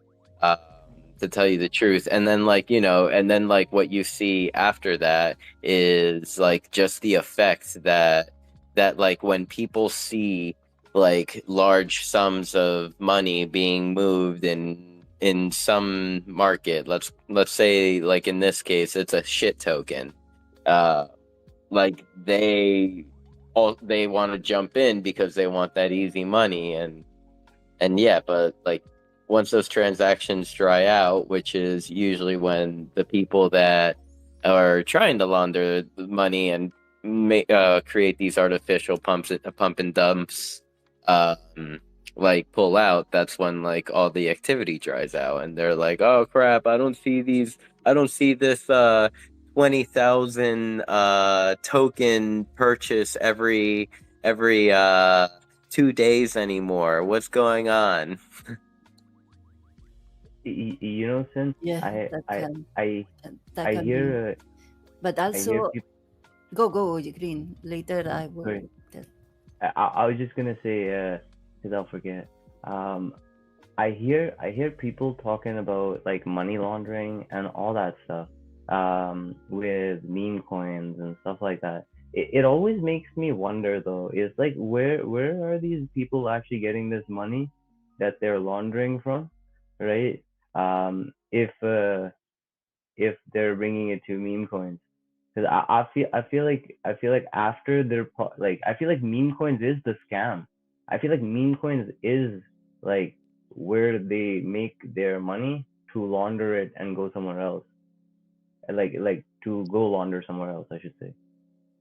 I Pretty don't know. much. I mean, like if you look at it, like uh, I think like recently 50 Cent released a token, and I heard that like not even like 2 days after or whatever, like he already rugged it. Yeah, Is like, you know what I mean? So it's you, and it's all a rug. It's all a rug. Literally all a rug. That Iggy made a token too, right? And it's allegedly it hasn't rugged yet. But do you think it'll eventually rug too? Like, I think it's more of a more of like a crypto cultural issue. than anything. Like people want to come in here and make a bag like in 2 seconds, and yeah, money this, money that, pull the money out. But when in reality, it should be more of like, come in, make that bag, and distribute it amongst the people that you love in the space, like all the artists, like the like, it's okay to pull out a little bit for yourself and like make sure you made a little profit, but at the same time, with the other large sums that you've made, like, give time to give back, and also create those connections, those like network. Uh, Definitely, like, in the long run, that's going to build the space and also help your presence in the space as well. But like, I don't know, people don't really like the people that are introducing the 50 cents and the Iggy Azaleas and the whatever the fucks to crypto, aren't teaching them these principles. And I guess on that, I'm gonna get off my soapbox and pass it to Make. It is unfortunate what is currently going on in the culture, that the instant gratification has taken over the whole point. And it's hard to avoid, right? I mean, you're seeing it in every single total value of NFT projects. I think the other thing, though, on the flip, I think even though that instant gratification and chase of money or chasing a bag, which most people are doing, is the meta right now, I think a lot of people have also been let down, right, by NFT projects and all the promises of like, hey, we're going to band together and we're going to do what we're going to grow this right. And unfortunately, people come in, they write a white paper. Usually now they don't even. There are a lot of promises, and there's there's very little accountability, right? And I think the other truth is, and this is might even be more the truth, there are, a ton of NFT projects that we also bought into, that once they turn off their servers, those NFTs are gone. Sure, on the blockchain, maybe it says that it points to an AWS server, but it doesn't mean that that NFT lives. It just points to something that once existed. So, I think it's important to have growth and important to stick to your guns, but I think most people are over, believing in things. They just want to make a bag, and that's why they're here. And I think we're different, right? Because we're out there standing on a platform, hanging out with our people, believing in the people around us, and that's really what makes Decentraland and the people around us different. I don't know, but it's hard to swallow. I know one of my NFTs that I paid a whole lot of money for is no longer on chain. There's a version of it on chain, but what I paid for is not there, and it just burns me. Oh Mhm. yeah, and it's right. We were saying that our art is going to be in the blockchain and forever and ever, but I was wrong. It's not because publishing colors, for example, is so much expensive that if we you should have to mean something with like my picture right now in my profile picture or yours or green cipher ones or sinful ones even. No matter how easy it is, it's a picture. It's still a picture with colors, and it's not black and white, or it's not like easy. And it has a lot of pixels because probably is like 1024 or less or higher, and so it makes it very very unsustainable to do in the blockchain. So actually all the markets when or on the minting process, you are not minting the artwork per se. What you are minting is that it's just the data of the artwork, which is less expensive. So that is what you are having, just the data, and that is why it can happen something like what happened to Make. Yeah, I mean, and even just like to add what Make was saying and what I was kind of saying, it's like when you reinvest into the platform, it's like Yeah, I mean, I say it all the time. Like when I buy an NFT project, I'm not buying because this someone told me that this monkey picture is gonna let me go on a yacht or something. I'm minting because I know this artist, I know they're a dope person, and I like their art. Like, it needs to be something that's more personalized, like how your wallet looks, and less about like having this ugly NFT because of some sort of underlying prestige for like no reason really. Like, I don't know. Yeah, fully agree. And this reminds me that I am going to promote, if you want to pay very little for one of my artworks or more than one of my artworks, you can do it right now, because until Monday, be at midnight Monday California time, so Pacific time zone, I think it is. You have a 75% off of any of my artworks in to the artworks in the hub. I'm going to put Yay. the link in there in order to allow you to see my wonderful publication. Thank you, Argent. Thank you. And I guess I mean even I guess we can kind of say take a sidestep even on this topic, like okay, there I have seen posts out there where there are artists that feel like within the Web3 space, whenever there is a competition or some sort of opportunity being presented, it is always the same names, like, at the top or being offered these opportunities, and kind of feel like the Web3 space kind of can be a little too closed for you new up and coming artists or performers or whatever it may be. Um, so this was like a question to any artists that are in the room. It is. It Like, totally is. do you feel Yeah. like What do you mean? opportunities that are Here, presented here. are always presented to a I'll small go on group? a rant. I swear I'll go on a rant right now, listen.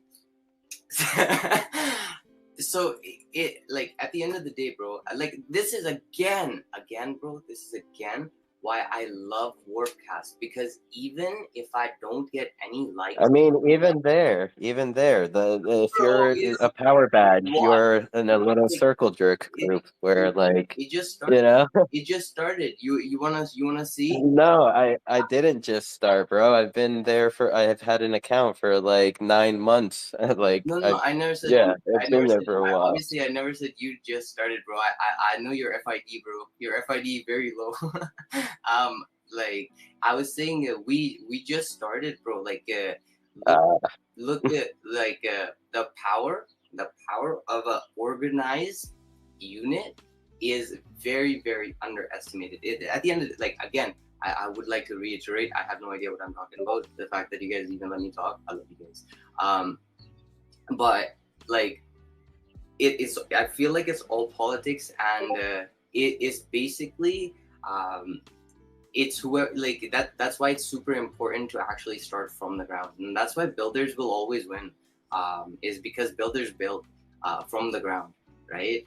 So when you have like a powerful unit moving and channeling this energy in whichever direction, bro, it literally brings more things. Like, you know how you were talking about laundering money through meme coins? You could be like this is such a silly word to use, laundering, for this, but you could be laundering attention, and by doing that, it brings front runners of attention, right? And it actually like helps you get exposure, and like people that wouldn't have seen you otherwise because the algorithm was possibly suppressing you because it thought that you were maybe a bot, right? The algorithm a little bit silly, no problem. We forgive, no problem, right? But these front runners would have actually helped you break the threshold, and now you're actually like visible to the whole ocean of engagement or collectors that you were hoping for. Like imagine, hypothetically speaking, let's say I make a piece of art. I'm such a great artist. Let's say hypothetically, I'm trash. But let's say, and I put out my piece. I'm like, oh yeah, 0.5 ETH. Let's go, moon, right? It sells. It sells. I'm so happy. I got validated by the market, and I'm just like, yeah, right?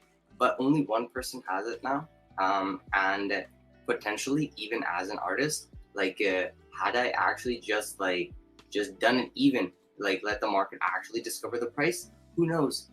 Who knows? Maybe the reason why the person paid 0.5 was because the art was actually so precious, right? And it would have like the next piece I would have sold, it would have touched even more people, right? Like in my opinion, I think it creates way more of a sustainable like platform for your entire like journey as an artist, rather than even like 1 minute, you know. Green, but even when I believe in some of the things that you're saying, like because I want to believe. Yeah, the thing is that the thing is that in my experience and in my proof experience is like not working like that, especially because I'm a professional artist. I mean, I work on this since many years, like all my life. So the thing is that some of the things are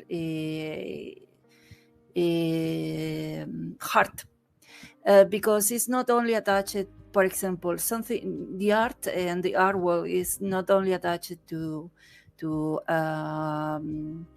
I mean, the behavior of what is happening in NFTs is something that also in NFTs is easier to see that, but it's something that also occurs in the general world outside, even physical art world. I saw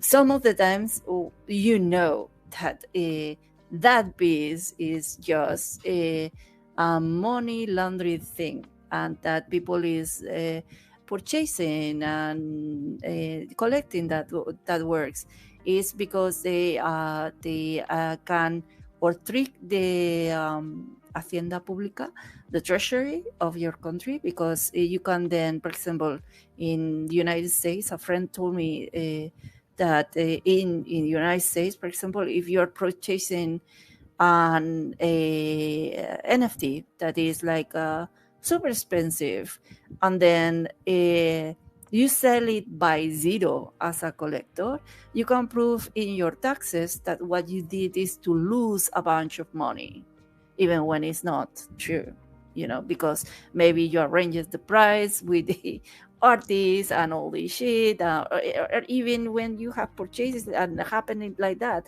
it's just because you are doing that things because you want to, like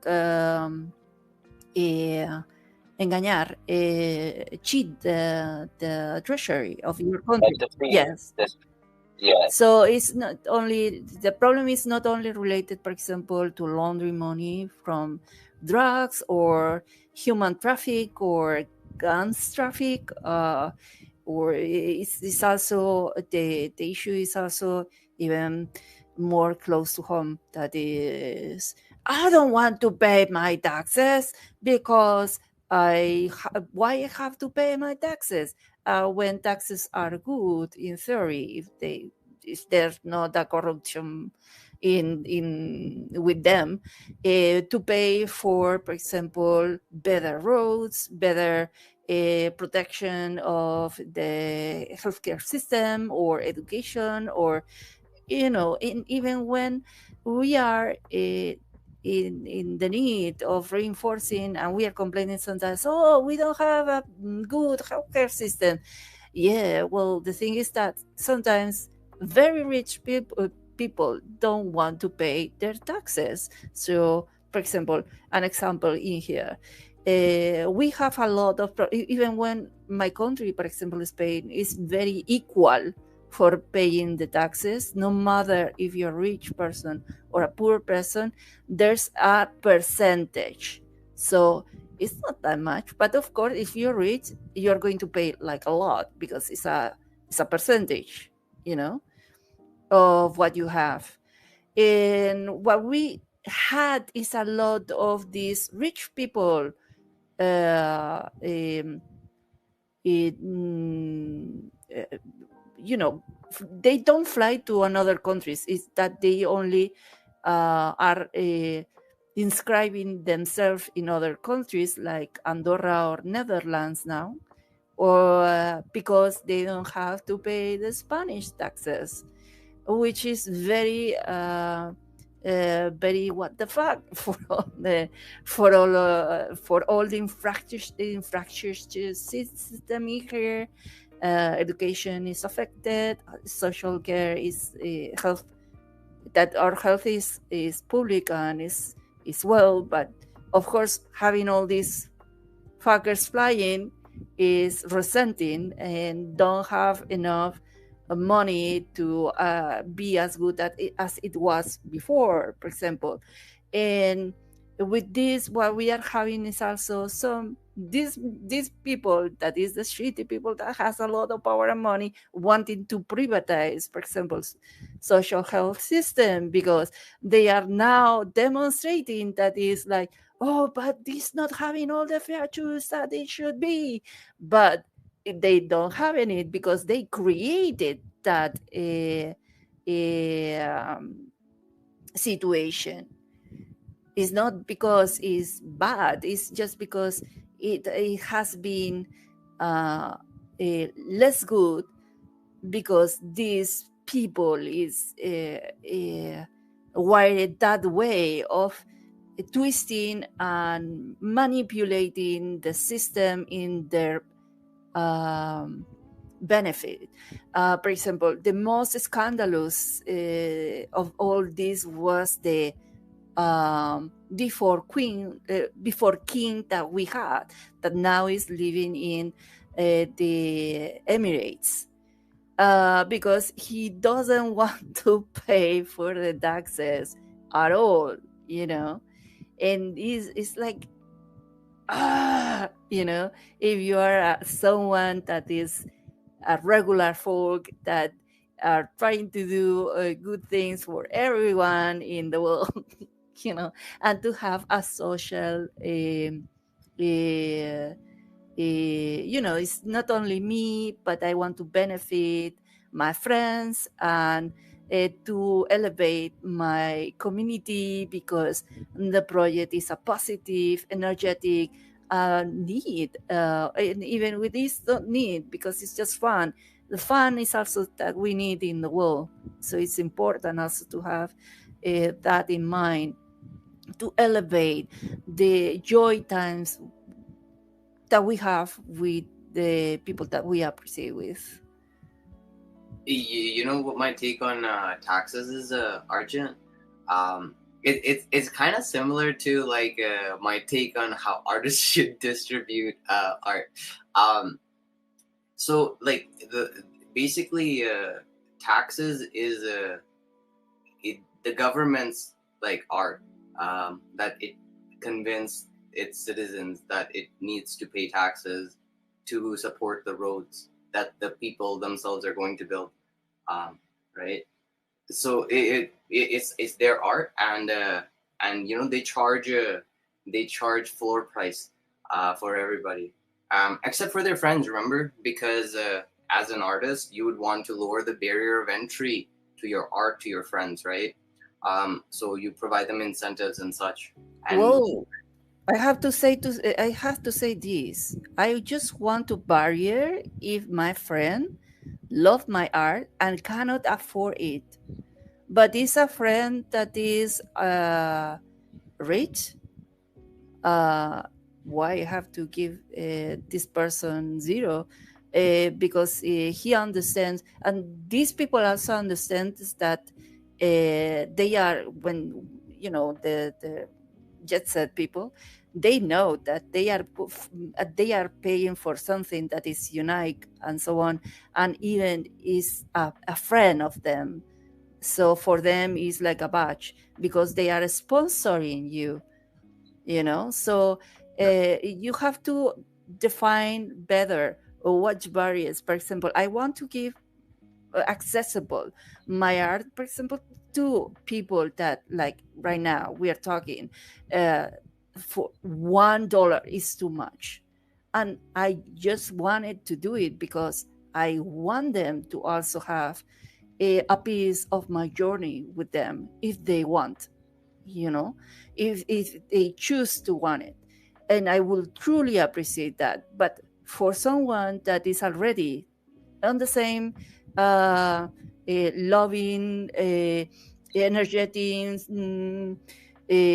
supporting myself, but is someone that actually and is a friend of mine that actually can spend it in that is also super appreciated, because it's that person, the one that me as an artist is going to give me the money that I need to, for example, pay for my food and stories like that. So we need to uh, mm, start thinking in that things. And also in something that Sinful was saying, 9 months is too much. It's too much the time for someone that is living of this. You know, is a it's too much. It should be easier. You cannot be someone that is dedicating yourself to, for example, being a content creator and wait for longer than 9 months in order for a platform to acknowledge you, in order to achieve to be featured in the comment section of your friends, for example. So I'm gonna jump in, and I want to say hello to Pontus. Speaking of Shout out Warpcast, our Pontus. friend. That's how we connected too. Pontus is the best. And we got Foreign in the building. Good to see you. Good to see you. Thank you for popping into this week's space. And this is if this is your first time here, this is an open panel. You're welcome to come in, request to come up to speak and contribute to the conversation, as well as even make sure to like and or like and retweet and tell your friends that we're here. So like just a little recap, because I did pose a question earlier, which was, do you feel like certain groups of artists get more opportunities than others in Web3? Greensifer said yes, 100%, but there are platforms like Warpcast where it's almost starting fresh. And Argent, it's like very quickly before because I see Make's hands up. Like, what are your feelings on that, real quick? Do you feel like certain groups of artists get more opportunities than other artists? Like, yeah, what do you think?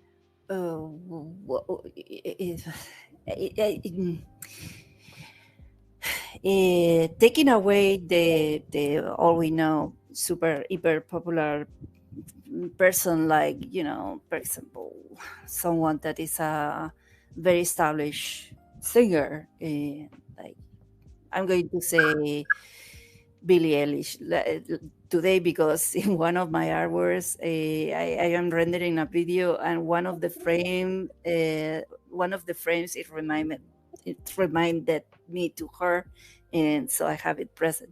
But taking these people away, we're talking of artists that are starting, or not starting as artists, but starting in the platform, is really hard. And it's not only hard, you have to do I'm going to say that only artists that more that has a better marketing system done, or that there has sponsors that they have like a huge following, and these sponsors are talking of them are going to be future enough to make a living. Mm-hmm. Okay. And my question was like pretty much in general, like in Web3. And for context for anyone that's like just popping in, the question came from basically I saw a tweet from an artist um that had been doing art for a few years, and like they felt like in Web3, they posted on Web3 that they felt like quitting because they felt like all the opportunities were bottlenecked to a certain group of individuals, and kind of like either like yeah, the opportunities were bottlenecked there. So Fast question. yeah, Yes. the Fast reply. Yes. you're like quick answer, yes. And I mean, it gets me even wondering, like, how do we fix that? But before I ask that question, let's pass it over to Make. First of all, shout out to my absolute brother Poco down there in the building. Let's go. Somebody What up, Poco? absolutely taken probably the longest run except for Biometa within this space. Can't say how much I appreciate you, my guy. Um, you know, just at least in my head and where I'm at, including the fact that I have broken away and I'm going to work at least 3 days a week in studio now, and I'm gonna have to sort that out starting Monday. So I definitely agree with you, Argent. Where I'm trying to put my focus, or at least in this play to earn to be a part of anything environment, right? Because that's where we're living, right? That's Nifty Island, that's getting wearables, that's going to events, is collaboration. So to adjust instead of trying to find ways when we're doing events to consistently just say, hey, I've made a new thing, buy my thing, or pay me to be at this thing. I'm trying to collaborate with artists, musicians, people like my friends at the Juice fame who have a bunch of different ways. And even with the Beast, like they offer points every week for people who are loyal, and we can spread those out to people. So while that might not be earning, it's also not hurting me and it's helping my family grow. And I'm really passionate about it, right? Because we're offering opportunity not just to give away something, but to just keep the fire lit for other people. And I think that is the meta, though, right? Like, even to some extent, even though with Decentraland for a long time it was largely like grants and DAOs, that was still in some way play to earn or play to earn in the environment. And in some ways, maybe that's taken away a lot of builders or creators. And there were a lot of rugged projects who definitely hurt how that was going. But it is the meta. So even as myself as an artist or whatever it is, I'm doing I'm trying to keep the play to earn part of the truth because it is the truth. But finding ways to inspire and bring your people together by showcasing and sharing with what other people are doing has brought me an immense amount of joy, including the fact that Sinful Meat Sticks won himself a Juice SLP and he could cut it in half and have tokens. That's just saying.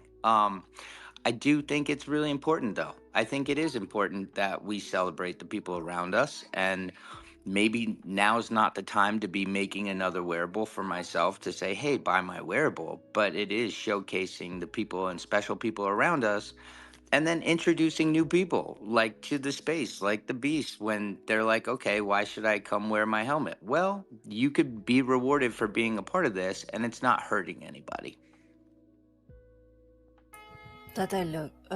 By the way, I was going to say that I thought you were saying that we are going to have sinful bits, like he is a cake and you can eat sinful because it's a cake, not that token. I mean, if we're eating sinful, I'm going to need some ketchup. Bye. uh, Please don't, dude. please don't eat sinful. Sinful, I will protect you, bro. Don't worry, I got you. Well, thank you, Green Zipper. And yeah, well, damn, I was gonna mention something real quick. Oh yeah, pertaining to even like the make you mentioned the beast, like how how you can come into Decentraland, like I with and be rewarded with your beast. I wonder if like, and of course this is like way down the line. This is like an idea that I'm throwing up into the ether and hoping it just like comes together like a year from now or whatever the fuck. Like a way that where if you are a beast, you can receive like beast point benefits for attending community events like beast member events on Decentraland or something like that, like a small way to even reward your community for participating. And you can use those points to enter into raffles for more Kid Called Beast assets from the vault. So I mean, like, throwing the idea up in the ether. You know, they do now reward people for doing like different events, when they're teaching stuff or things like that, but those are coming free for being loyal and holding, so it's just to me it's an excellent way to meet more people in the community and welcome more people in. It's not besides the fact maybe we don't get to enter, we even had somebody donate beast points from the community who had never been in Decentraland, JJ. um just because he wanted more people to enjoy what was going on and what was possible, which I was so touched by. And that actually wasn't even my points the last 2 weeks. Those were donated to keep the party going. So I just think collaboration right now is so incredibly important as these things are down. And maybe I don't, like, personally, I don't want to take any money or anything from people now. I've had to adjust my life, right? Like, I haven't had to need a part-time or full-time job in quite a while, and here I am. Maybe in 20 years I haven't had something that focused, but I've been putting so much of my attention the last couple years on Web3 that it is now necessary, because I didn't sell off of my bags and I didn't just hurry up. But the opportunity to collaborate and keep growing with people, I think, is incredibly important. And being an artist was never a guaranteed success. Like, when I went to photo school, which was still art school, nobody turned around and said, "Hey, I guarantee you this incredibly great career." It's a grind, and sometimes there are highs and sometimes there are lows. The one thing that's always brought me immense amounts of joy is collaboration. And the ability to continue to learn and grow, learn a new skill, which I've been working very hard on personally. It just opens the door to more possibilities. So, as much as we can lean on these NFTs and say, "Hey, buy our stuff or do this thing," I think the opportunity for growth and to be around people like Poco, Rustan, Sinful, Argent, and meet new people like Cowboy Tom or Green Surfer, and be like, this is what is pushing me forward as a person. So maybe it's not about making bags like we thought when we got in, but it's about building ourselves up for the future. Love that. Make it's absolutely true. That's what I'm saying. For sure. Yeah. Yo, Make, I'm in the Beast Hub, and holy shit, I didn't know it's been that long, but fucking, I have like 980 points, Beast points. I'm over here debating on whether I should max out the entries on the upcoming raffle. It will get me 14 entries. And that's what I mean. Look, I'm not, I know everybody's like, "Oh, he's just," I mean, I had somebody else ask me last night, like, "Are you like working for the team?" And I'm like, "No, I just love the project. I love the freedom that I've been given. I love the fact that Raf came out and said, 'Yeah, we'll let you bring the beast into the world.' I love that I've learned how to 3D model. I've gotten back a lot, and that's why I turn around and put it out there. You know, we all in this together. There is no road that doesn't move forward without all of us. Like, some people fall off, some people come in new. It's a journey, and sometimes we have to adjust our journey to see our path. And I'm really, I can't even say it, but in some ways, the struggle that maybe has come forward for me personally has led me to new passions and new adventures. So sometimes you just got to dig deep, believe in what you can, and find new ways to be successful. I love that. How to is is how sometimes we are all lost. It's not a clear path, of course, because you have constantly, especially if you have a creator a creative work, that you constantly have to reinvent yourself, and not only reinvent yourself, but also do it in a way that you can overcome those highs and also downs that our profession has. And I think it's not we are not the only profession that has them, but it's clearly when you are a creative working in some creative form to encounter those things. Bars. Yo, it's Really? sinful session. It's sinful making an NFT.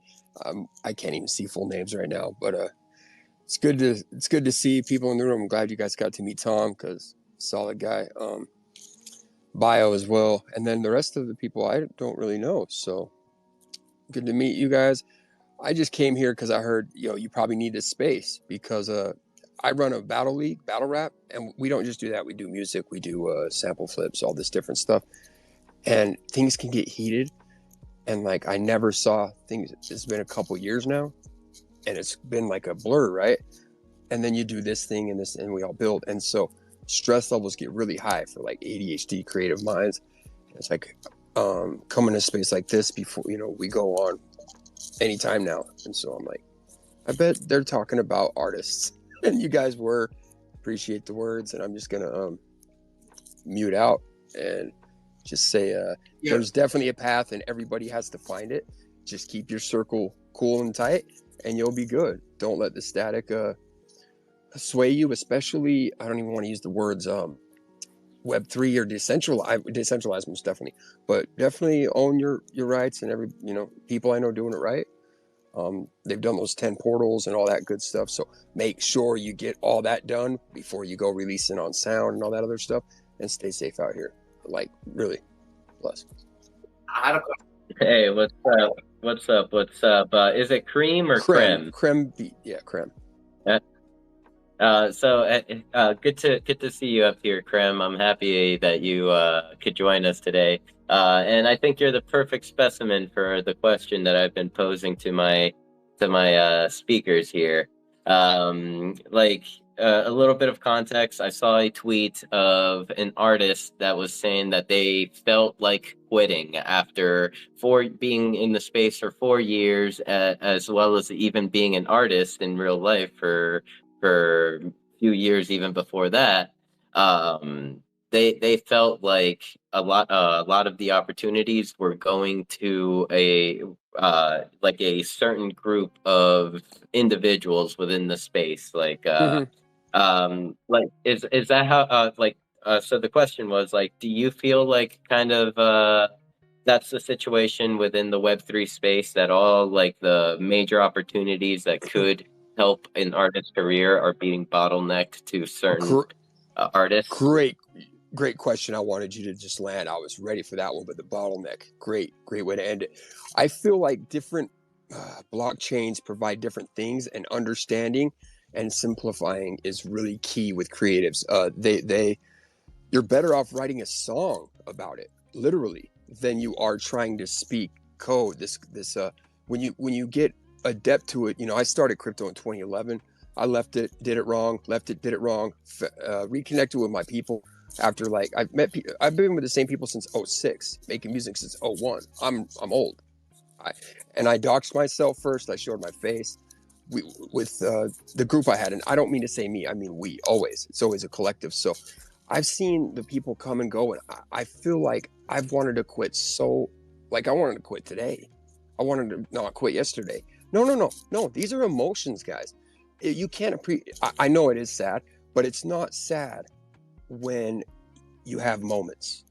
When I'm saying moments, I'm talking on stage with your friends, with people, and this exchanging non-music stuff, learning. I love it all. So the fact that I can go into a room and people listen now, that's really neat. Like, I never thought in my life, that I mean, teaching, yeah, but not teaching this kind of stuff. I didn't know this kind of curriculum would be in after school programs. So let's look at the bright side of things, and rather than sit and brag about what we have and what we don't have, let's find solutions to stuff. I was going to curse there, but I don't know if you guys have kids there. I'm trying to be on my best behavior. You can fucking curse. Fuck yeah, It's bro. okay. Fuck these clowns. I gotta go battle. I gotta go do my thing. Not they're gonna, man. Everybody's coming at me because I battled them all, and now I gotta battle them again. Last man standing. But you know what? A good butt kicking in anything. I don't care if you battle. Life is a battle, right? And Web3 is the best. I'm glad I caught up with you guys for real, because we need to build a lot more with a lot more communities, and places like this are the safe places we need for people to come and ask the questions that they get booed and kicked out of spaces for saying, especially if they talk a certain way or act a certain way and you have no idea who they are. It's like, man, you just outed somebody. And I feel like the what you're referring to, if you're trying not to say names, I get it. But this particular individual who I started this with, the Battle League, has been making music about this for a long time. And people respected it more than anything than I'd ever believe. And I went, dude, we might be done. But I'm still with them, and I always will be, because I know who I trust and I know who my friends are. And it ain't friends necessarily, it's that trust in coworkers or don't think these people are your friends that are selling you dog shit. You guys don't sell dog shit over here.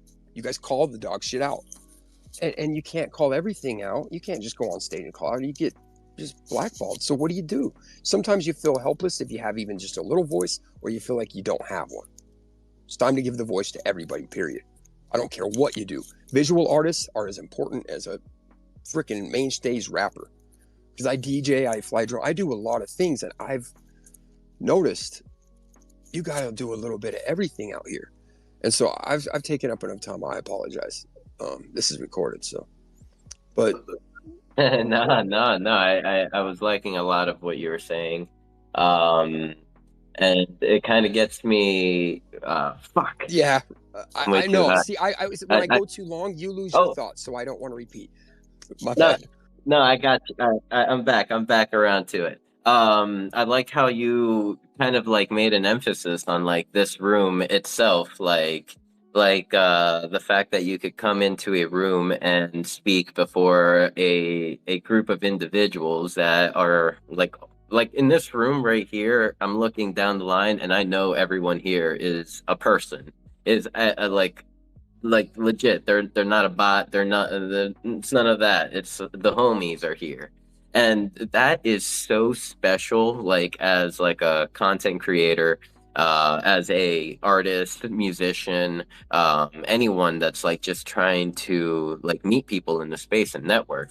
And this is like my personal experience is I started streaming in late 2018, early 2019, like on Twitch or actually on YouTube, and I had a total of 2 viewers for about 2.5 years. Like literally, and don't get me wrong, I'm not complaining. Like those 2 viewers were the shit. The like McSkinny Sandwich and Lewis, shout out. Actually, let's say 3. Actually, there was Napkin. There's Napkin. He was out there.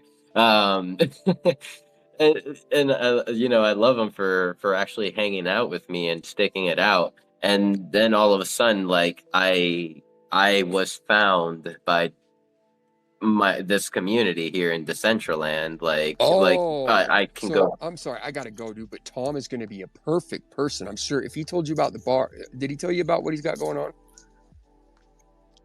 A little bit. I talked to Tom. Tom usually comes around. If you're talking about Cowboy Tom, yeah, Okay, so we're I familiar. thought so. I'm Got making sure. Okay. I know there's an event this summer, or actually, it should be around Yeah, this or I coming was up just soon. down there. Actually, We were supposed to have a pool party, and he's just, you know how it is to open a bar. He's gone through. If you you have to see some things to believe things. I just want to leave it at this: not everything is a rug when people fuck up, because people fuck up. Technology fucks up, but you can sense when somebody's lying too when you put the clamps on them, and you're there in the same room.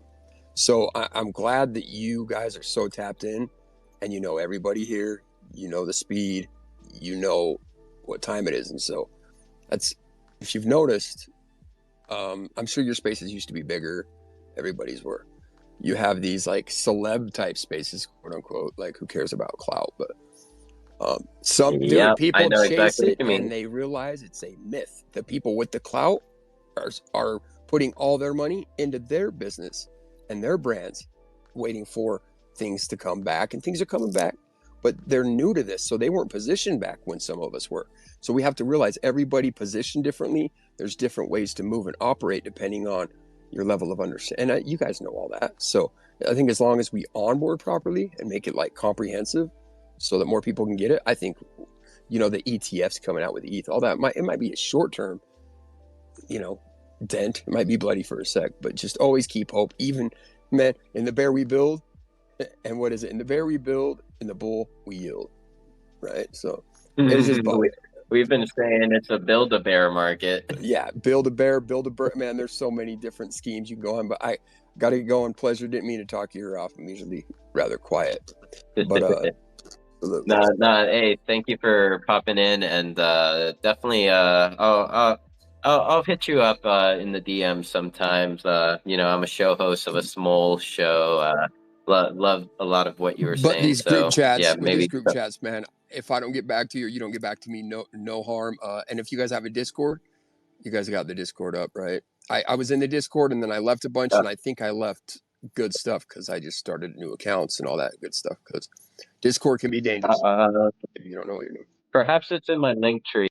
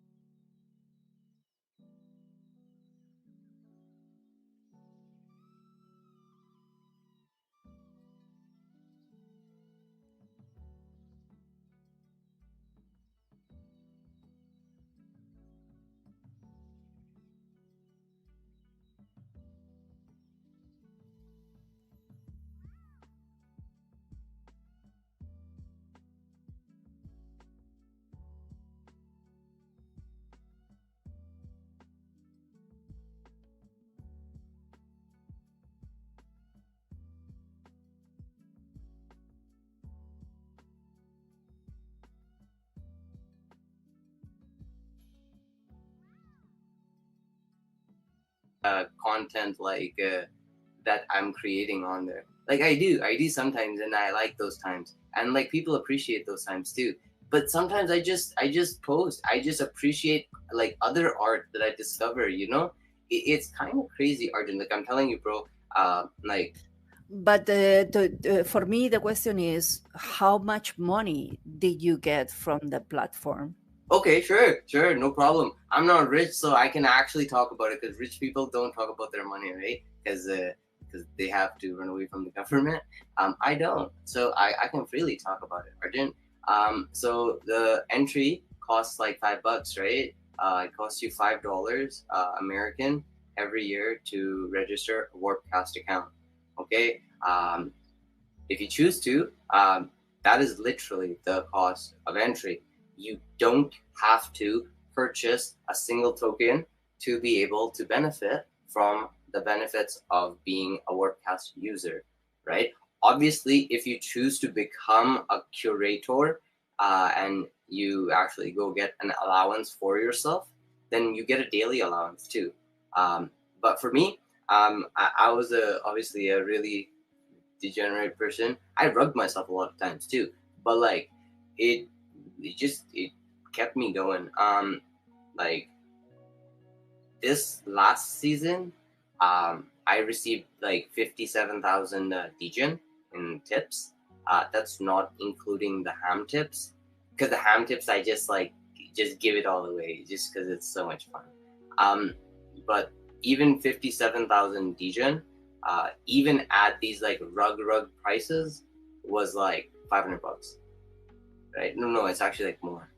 It's like $700-800 now. You know, and it's like I'm just here vibing, like Argent. I'm not even like diluting supply of my art, because I'm not even putting out my art in like that type of way. I'm just vibing, you know. And it's a and if I were to promote and like actually like start like being more focused on a brand and like putting out my art, I guarantee you my tips would scale accordingly. Like I only get this many tips because I don't do stuff like that. If like I was a person like you and I would be devoted to my art, right, I would scale like crazy like these other people I see. You know, it's kind of awesome. Just because like it's not even the money for me. It's just the constant motivation that I really appreciate Warpcast for. You know, it's instead of like it's still PvP at like a deep level, but like even when it is a PvP, everybody does respect that the algorithm is not partial to anybody. The algorithm will punish you if you actually like break out of what the set rules are. So everybody's still nice, even if it's like a PvP person. They'll still be nice at the end of the day, you know, which I like. But like there's so many different mechanisms for an artist to like not just make money, to like be able to survive, but like I think there's enough ways for them to be able to thrive, and actually like be able to like materialize what they've trying to been like manifest this whole time, you know, because the incentives are here. And the best part is, you know, usually like even meme coins or whatever NFT project, like, you know, to get it some exposure, you're gonna need like to pay KOLs, marketing and all that stuff, right? Those ornaments I was talking about, those incentives are basically decentralizing that advertisement. So your quote to quote KOLs become like your collectors that end up like actually like seeing it when it's being incentivized, you know, because they're gonna go show their friends and then be like, yo, look, cool art, and the barrier of entry so low, run it, right? And it's not even to flip, it's just to collect, and they'll just be happy that they discovered you as an artist, you know. I'm telling you, Warpcast underrated, very underrated. Some people make like 10K a month. Jake, just saying, like just in tips. Yeah, I And know. It's out there. I can only speak on my personal experience. I've made like 2,500 degen. that's pretty good. That's pretty. Is it? Yeah, Is it? yeah, it's pretty good. Like, how many replies do you have? I don't know. I to tell you the truth, I feel like that shit's lying. Every time I like check it, it says I have like 100 and something or almost 200, but I'm like, I don't know, Is that whatever. your? Well, I haven't used the platform in the last month, really. I've kind of fallen off the wagon So But okay, a little I, bit. yeah, I, for me to I would propose understand, a challenge. I would yeah, propose a challenge. but Um, be, yeah, but just before you propose the challenge, for example, I don't understand that part of that you are talking of degens. That is a coin or is it's just a coin. It's just a coin. Just imagine if it was how like much is one of that those coins. in euros on dollars? For So yeah, example, that's you what I have said. an So just last month, I'm nobody. I don't even have a power badge. I'm shadow banned, and even I got $500 for using the platform in Degen. $500. 500 Yeah, bucks. I know it's not much, but like in other parts of the world, it's like, bro, it's free money still. I'm just saying, it's just free money, and that's just Degen. There's other tokens too, bro. And like again, I want to underline, I'm shadow banned, so other people that do have power badges, cough cough odd jobs, are very prime candidates to actually like be able to flourish a community, bro. It's a like Decentraland would like it like there's no representation for Decentraland, you know. So like everybody that's like out here representing Decentraland is gonna get powered, bro. You know, So, because yeah, sinful. You were saying that you were sinful. You were saying that you were getting a little bit also of that.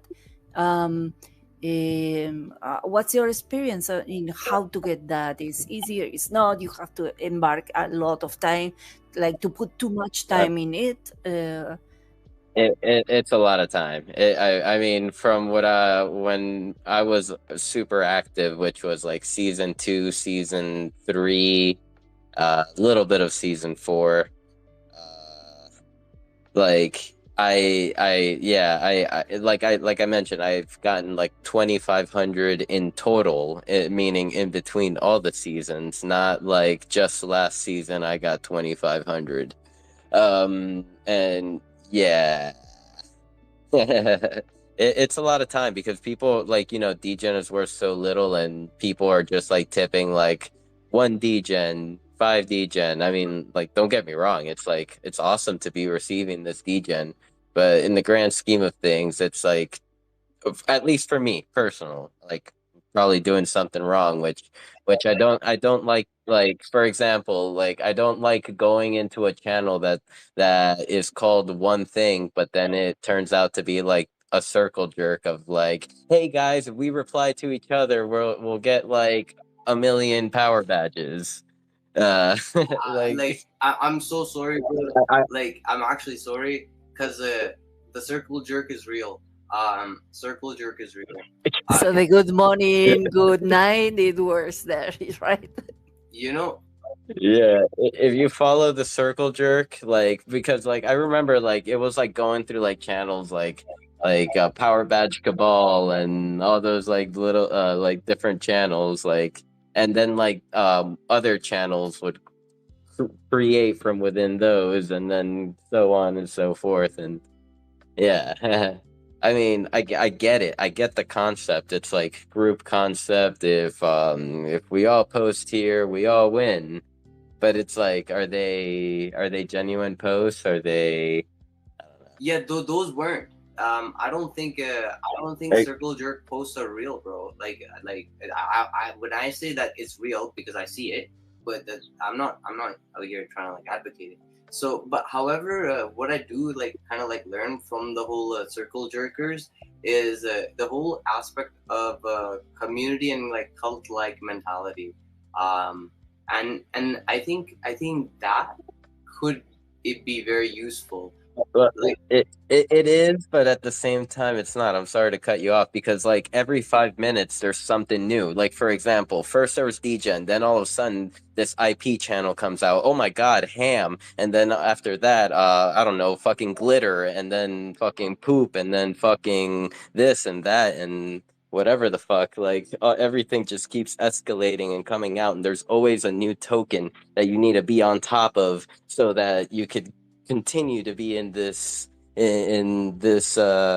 movement or whatever it is. I'm just saying, like, it's like exhausting, and a real artist, like someone like Argent, is not going to take the time to follow like these different like channels like slash poopy pants because Right. posting their art there. They want to post their art where like other artists are, where other yeah, like slash art. Yeah, don't you Yeah, think but the artists are going to well, be in slash art? I also have to a point that if you're an indie artist like myself, and you don't have a backup team behind you that you can devote your time to or delegate to someone in your team to do that it for you, is all that is social media is really time consuming. It's taking away yourself from interaction with people, friends, but not only, and the most important, if we are talking money and monetizing your work, is that you cannot do work. You cannot go and take the time to explore, read all that you need to read, watch all the videos that you need to watch in order to be in the loop of all the news that, for example, your 3D application for doing 3D things are doing, or to use the AI tools that are better for music or for art, to the art or video. And there's a lot of that professionals in general, no, but educators has the same issue, and other anyone that is dedicated to science also has the same issue. You have to be in the loop of a lot of things that are so attached to your work that when it comes to, that's why, for example, I suck at marketing. I'm promoting myself, because not that I don't like to talk of my work and blah blah blah, but when I'm shy, I only talk in groups when I know the people that I am talking with, like Sinful, like Canessa, like now Toxic, like and other people in here. But if not for me, I'm with you, Green. That previously I met in a more cozy environment, less stressing environment, and also we collaborated in do something together. So to me it's like too much time consuming, all that it embarks in social media, like like doing the campaign promotion for my new NFTs or whatever. That it drones me, it literally is. I'm more tired of doing that than already of the really concept. I'm doing the things of art. For example, I can spend hours amazed on how to use a certain tool like Blender, oh, and I prefer also to dedicate that because it's going to be better for myself, for not only myself, but also for the final creation. And that is too much for me to later go on and talk about it and promote and go and build your engagement in social media and so on. That is the need, and we all should have to do. But I wish it was way more easier for people that actually is working and wanting to also have a stable life on all the senses. I mean, that your work is balanced with your personal life and your health, your friends, your family, your anything, anything that you do. That because sometimes literally I don't sleep because I don't have the time for it. And then I have chronic pain issues. So it's like, no, you need to rest. So all these things that we are battling, and that is common to any one of us. It's not, yeah, right? Sinful is going to say something. I want to jump in there and confirm that she does indeed like not sleep for days sometimes. She'll be like I don't know, pop into the Discord, be like, I haven't slept for 2 days. I've made so much music, and then so like to in order like to see how much time she's dedicating to like even creating now to add like a marketing aspect to it, like shit. I believe that's called locking in. Yeah, just putting that out there. Locking in. You are locked in, Argent. Locking in? I don't know, because I know about popping and locking, but No, with no, that. no, no. Imagine Argent. Imagine Argent. You are in like a different dimension. Like you're so focused in your work that your body is just here sitting, and but you're so locked in that your spirit is out here fighting a different type of war while your body's just here. You're locked in. You know. Sometimes it comes back, and that's when you're like, "Yo, Oh, I haven't slept for 2 days." It's like, are you guys watching this? I can't believe this is real. But if yeah, this literally happened me yesterday. I you was in the just sleep, city. man. Yeah, yesterday I was with Sinful and Brandon in the community Decentraland, the CBD. And I was saying, oh, I need to practice my English. And I was looking them how they were playing Rocket League, and it was amazing because I was enjoying this moment and so on. And at the same thing, I was a part of myself. I was thinking, oh, those are cool shaders. Those are made is Unity, or they did it in Unreal, and we were talking of that. But also, I was enjoying the match a lot.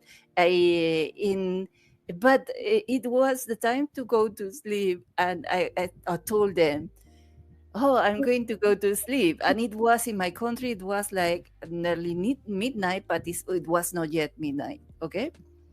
And I told them literally, I'm going to sleep. Okay.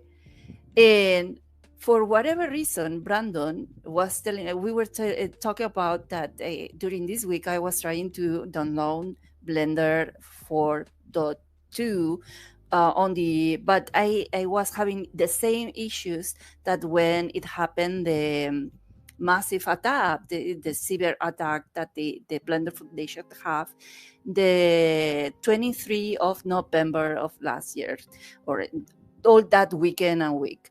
So I was asking to Brandon if he had been able to download it without issues, because the ones that I have downloaded, it came out with a warning from Windows Defender and a Malwarebytes saying, no, don't open this, danger shit happens in here. So I wait. But when Brandon told me that he yes was able to download Blender 4.2, that it came this week, at the beginning of this week, out the official release. And not only that, I knew Brandon is US based.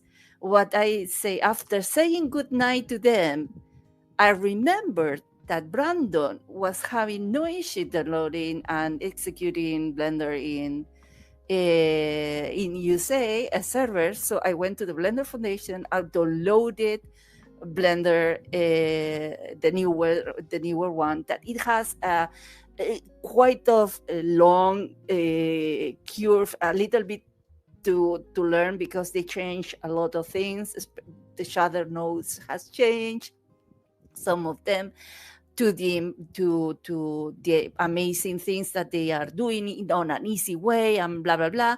So I was playing with all that, being amazed by how, for example, I was able to have ray tracing in Eve that is looking exactly like in circles right now. That are two render engines that Blender has, and I was so amazed that I was until 4 o'clock and even more time just playing with that. Even I did a video and edit the video because I was so amazed, and published the same day, And I was thinking, when I finally go to sleep, I was thinking, oh, I don't know if to log in Discord again and say hi to Sinful and Brandon. Maybe they are still playing there, or just go to sleep, because I was thinking probably they are going to love of knowing that I was not sleeping. After saying good night to them, yes, I'm going to sleep.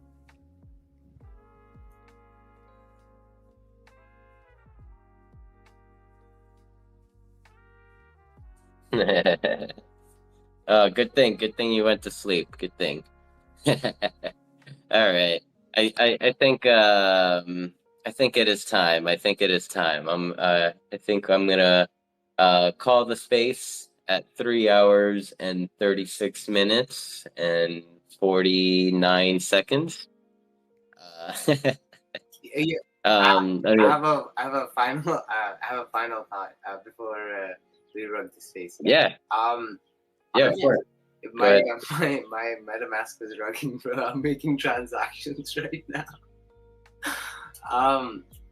Arjun, I don't know if you also noticed this, but I found it kind of weird. Do you find it interesting that like when you're tired, like when you're supposed to go to sleep, or like when you wake up even, right, and like you're kind of like tired already, and you start like creating art, like music to be specific, but like I don't know if it's any other art that also shares this. But do you find that like when you're in like a tired state, you're like a little bit more tapped in? And like maybe that's why is like you find yourself in just like staying up, because like you like, because I do that too, or I used to, at least when I had the luxury to, like, but it's actually different, right? Like it's way different than if you were to create it, if you were like full of energy, you would overthink it, and it would just I don't know. That was my final thought. You agree? Yeah, Moon. Well, to me, for example, as I had I still have a friend that she's a plastic painter, and she was able to say to when she's painting, she's quite able to say from 9 to 2 I paint, and then I go to eat, and then I do again another painting or whatever. But actually, she's not living of it, because imagine if it's difficult already in arts, and you're using AI or you're using digital like Photoshop or whatever tool you want to use. Imagine when you actually have to also to store in your place your art and your the los cuadros, the pictures. They are not a small thing, they are big, so it's even more difficult. But when I lost a little bit the thought, but yeah, constant the thing of the hour and all this. Also, there are some studies, neurologic studies, that says that people that is more creative uses more the night because there's a window of hours that it looks like that are more creative, they're like the creative hours, and this is something general. This is not something attached only to an artist or or a creative person, let's say, but it happens also that we have that of the circadian cycles alterated and all this shit, which is not good for the health, which is good maybe some for your art is or your inspiration or feeling the inspired or the energy is not good for your health probably, which is hard sometimes to balance. But I know that also there are very well recognized artists out there with a really really good healthy system to create, so it's possible also to do that. But what you are going to find is that usually these guys or these people, that is, it has like a more sure background already on their shoulders. It means like or not, they are not doing exactly all the work that it needs to be done, even the arts, they are like more a brand, and behaving like more for example, a fashion brand of like any brand, uh, eh, in and it would be the perfect thing for all of it. But major artists that I know, we are falling in the category of being a workaholic kind of behavior, have this kind of workaholic bad habits. Procrastinating also is also very important, because we are procrastinating usually not in things that are not related to our work, but we are always procrastinating in things that later on are going to be used in our work or has a reflection in our work. And I don't know if that answered your question, or maybe I didn't understood it enough to answer. It kind of answered it. It kind of answered it. It kind of reinforced the fact that and you. yeah, I was forgetting. And what is also proven, for example, for energy, energy, is music, and it's true. But because and this year I participated in a study about this, with the staff from from my university, the University of Barcelona, that I was participating, but as a patient this time, and they knew I was doing music, so they put me in the music category, of course. But the study was about, for example, if music, it was a neurologic study to know if patients with chronic pain would have alleviated symptoms like fatigue or less pain feedback and stories like that, and and sleep better. And if they listen to certain time, not only certain type of music, but at least 20 minutes music each day. And for example, for me, it was working already, and it works, but they find out that depends on also the patient that they are having. If it's someone like myself, yes, probably is going to have an impact better that someone that is maybe not um, as appreciative of music background, or or it has an extreme unbearable pain, like is in the UTI, in the, I don't know how to say that in English, but it's when people is in hospitals and is like in the most urgent, don't die please, situation thing. So for them it was more difficult because the barrier of pain was so much unbearable that, for example, for chronic pain, people that we are already having like how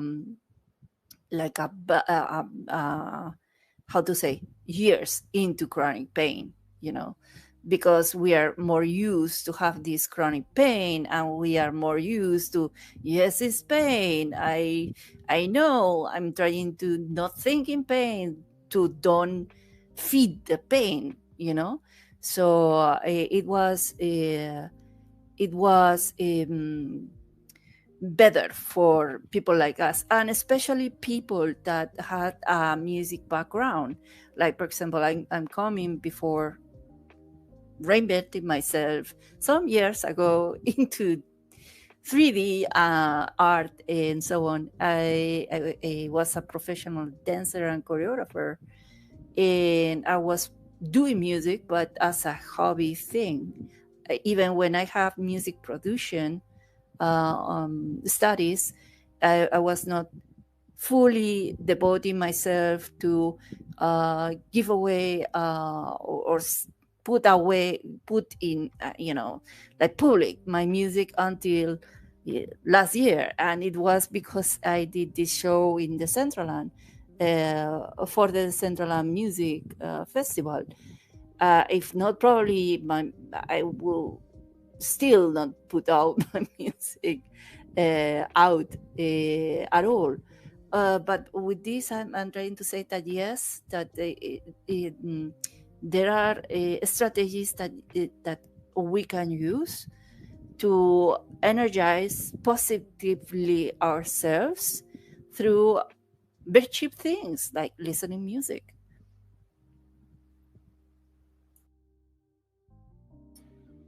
Yeah.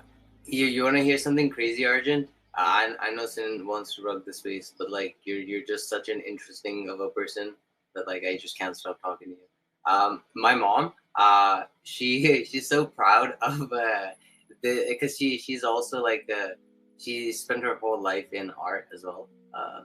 She was a she's an all around like musician, I guess. But like she's also like into like fine arts. Like so she's really proud of like this like 'cause she used to be a choreographer too.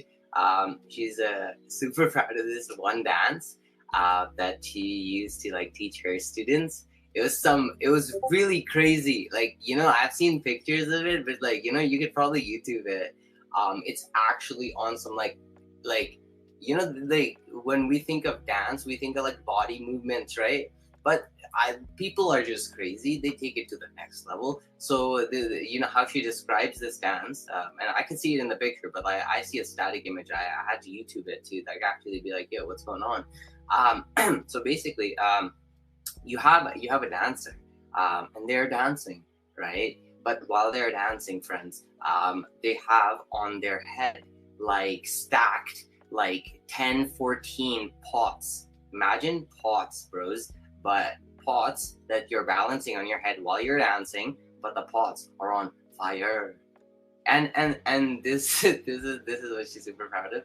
She used to like teach this to her kids, how to like be able to like actually be able to like dance and move while maintaining like fire like so high up, and have like pots that Yes. could like just fall over and just shatter anytime. I wanna see so much. That is superb and it's not easy. I love that. Also, I also tell your mom this, that lately, that in the new studies on depression and so on and la la la, they find out that dancing, especially dancing, like free dancing some minutes per day, is better than any other type of mindfulness alternative. For example, meditation, la la la la la la la la, all pills, of course, and all these things. They find out that if you dance, you can it works against depression. It's very similar to Tai Chi, right? Because like Tai Chi is kind of like a dance too, if you think about it, and that's actually like what like Tai Chi's always talking about is just like flowing energy, but it's technically just dancing. Like when like I don't know if Sin you're into like Avatar: The Last Airbender. You ever watch that show? I love that show. And Yeah, Sinful, good show, good show. yeah, Sinful. I'm sure he saw it because he's a You great. seen it? So Uh, you notice how they almost look like they're dancing, right? When they're like using their moves or whatever. But like the waterbenders are like literally like word to word like using Tai Chi, um, and it's just dancing. But like it does it has like I have a crazy take on it, Arjun. So like obviously take with a grain of salt. I feel like there's energy all around us, and like our fingertips or just like our body is able to like interact with it, right? And like how like you'll notice like a dancer how they move and stuff like that too. They're like gathering and dispersing energy, right? And like moving through it. It's kind of weird. It's invisible energy, but like a dancer can see it, and like a good dancer will literally flow in it, right? But like I don't know. I don't know. oh no, fully agree. I can back it up because I it's a pity right now. I cannot. But when I was dancing at that level and training and so on, it was feeling certain energy and connection, like mystical, mythical thing that is like you just wear it, you just plug in with something that is greater, far greater than yourself, and it's amazing. And it's true, for example, Tai Chi, but not only Tai Chi, all the martial arts follows rhythm, and all that is following rhythm to movement is dance. So whatever is this dance is like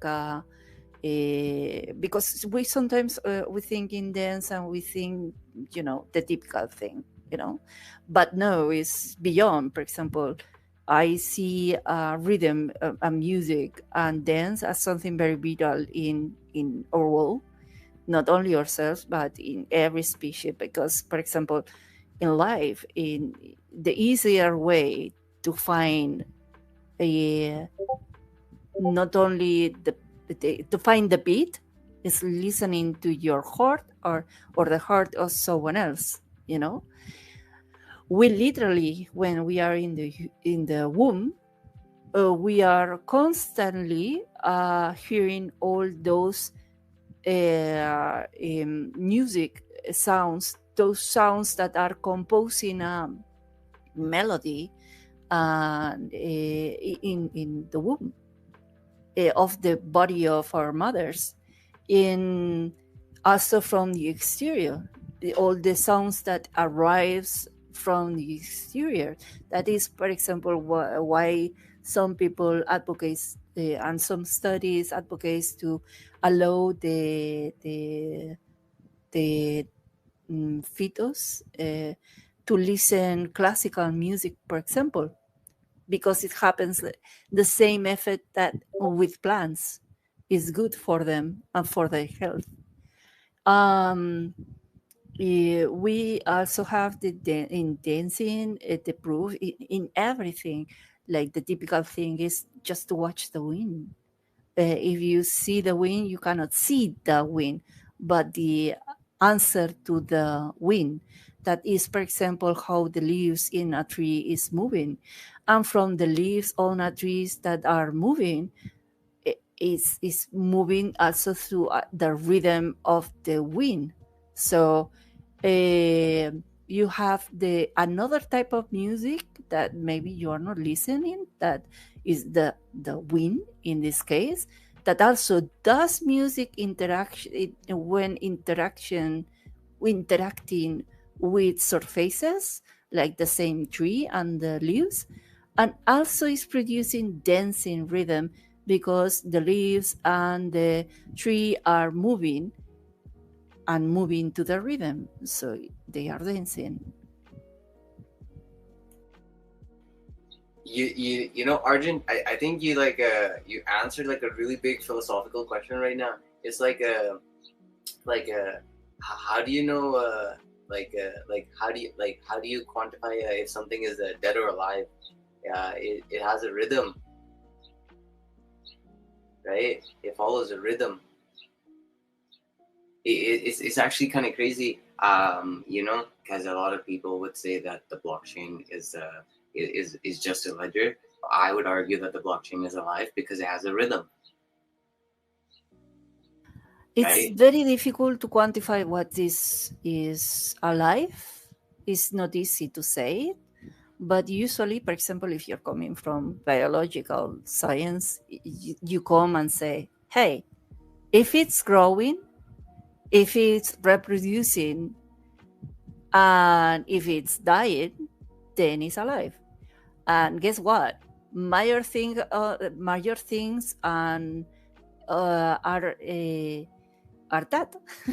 Like, for example, and major abstract things are also having that. For example, AI nowadays is not maybe on that level of, but because AI is still forming, let's say that it's still in the womb of the mother, so it's still just cells, but the cells are by itself something that is alive. Um, so how would that resonate in the future? For example, to me, blockchain is not like a individual, like an animal body and but an ecosystem, you know. And ecosystems, if you are in biological sciences, there's the Gaia theory, which it says that, first of all, the micro reproduce the macro and the macro the micro, and that our planet is per itself a living organism.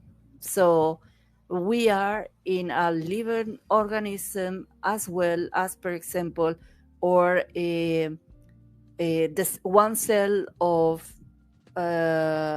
or stomach, for example, is inside us that are another living organism.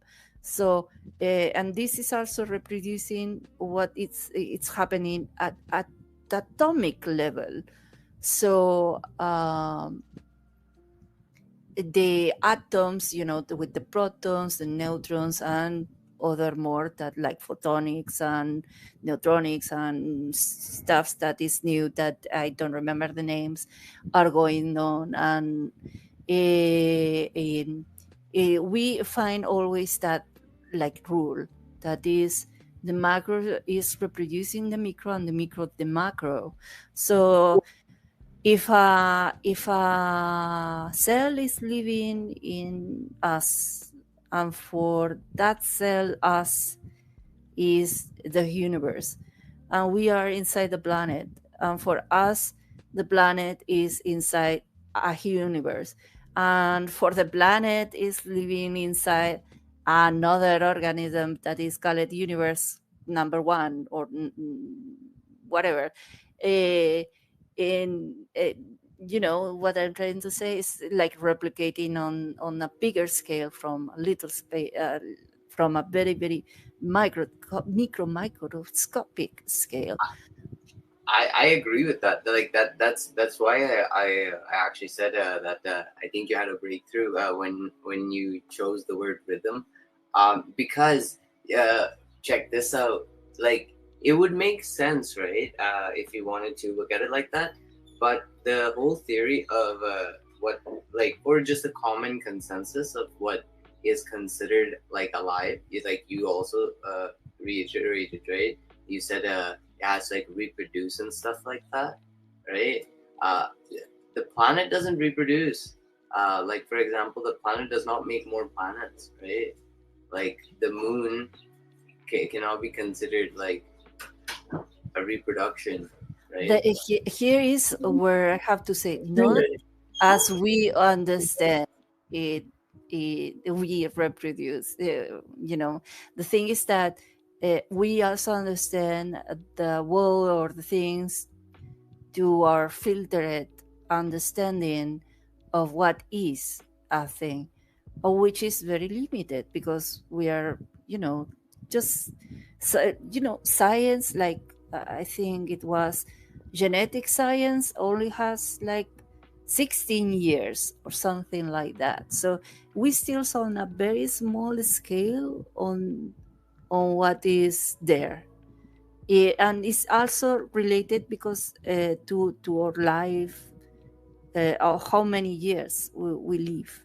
So in generation time from right now, if we survive whatever it comes in the future, uh, not ourselves by ourselves, but mm, the ones that comes next are probably understand more if it doesn't happen any major event that make the science and the culture go background like thousands of years again, like it happened when the middle ages in Europe, for example, and other major disasters. If we are on the path of science and technology, probably we will be able to answer not all, but for example, more integrated questions as, for example, is our planet is our planet having the ability of reproduction? Because right now we understand reproduction just to a small scale, like mammals scale, mostly of us. We forget, for example, that bacteria reproduce themselves by mitosis, and I don't know. There's a bunch of very interesting things, and right now it's as you were saying, and it's complicated to define what is alive. If we can say what is alive right now through the canons of understanding that we are having right now. You know, Arjun, even with mitosis, right? Like you're literally replicating, right? So we should see like sister planets everywhere. We never do. However, like stars produce other stars. Isn't that cool? That's kind of cool, right? Yeah, that's why I was thinking that probably it's more related to our star system. Well, not our star system, but I was thinking, for example, that it's the Big Bang, all these things, and our star system, the stars reproducing itself, but also we are able to replicate the Earth, even we.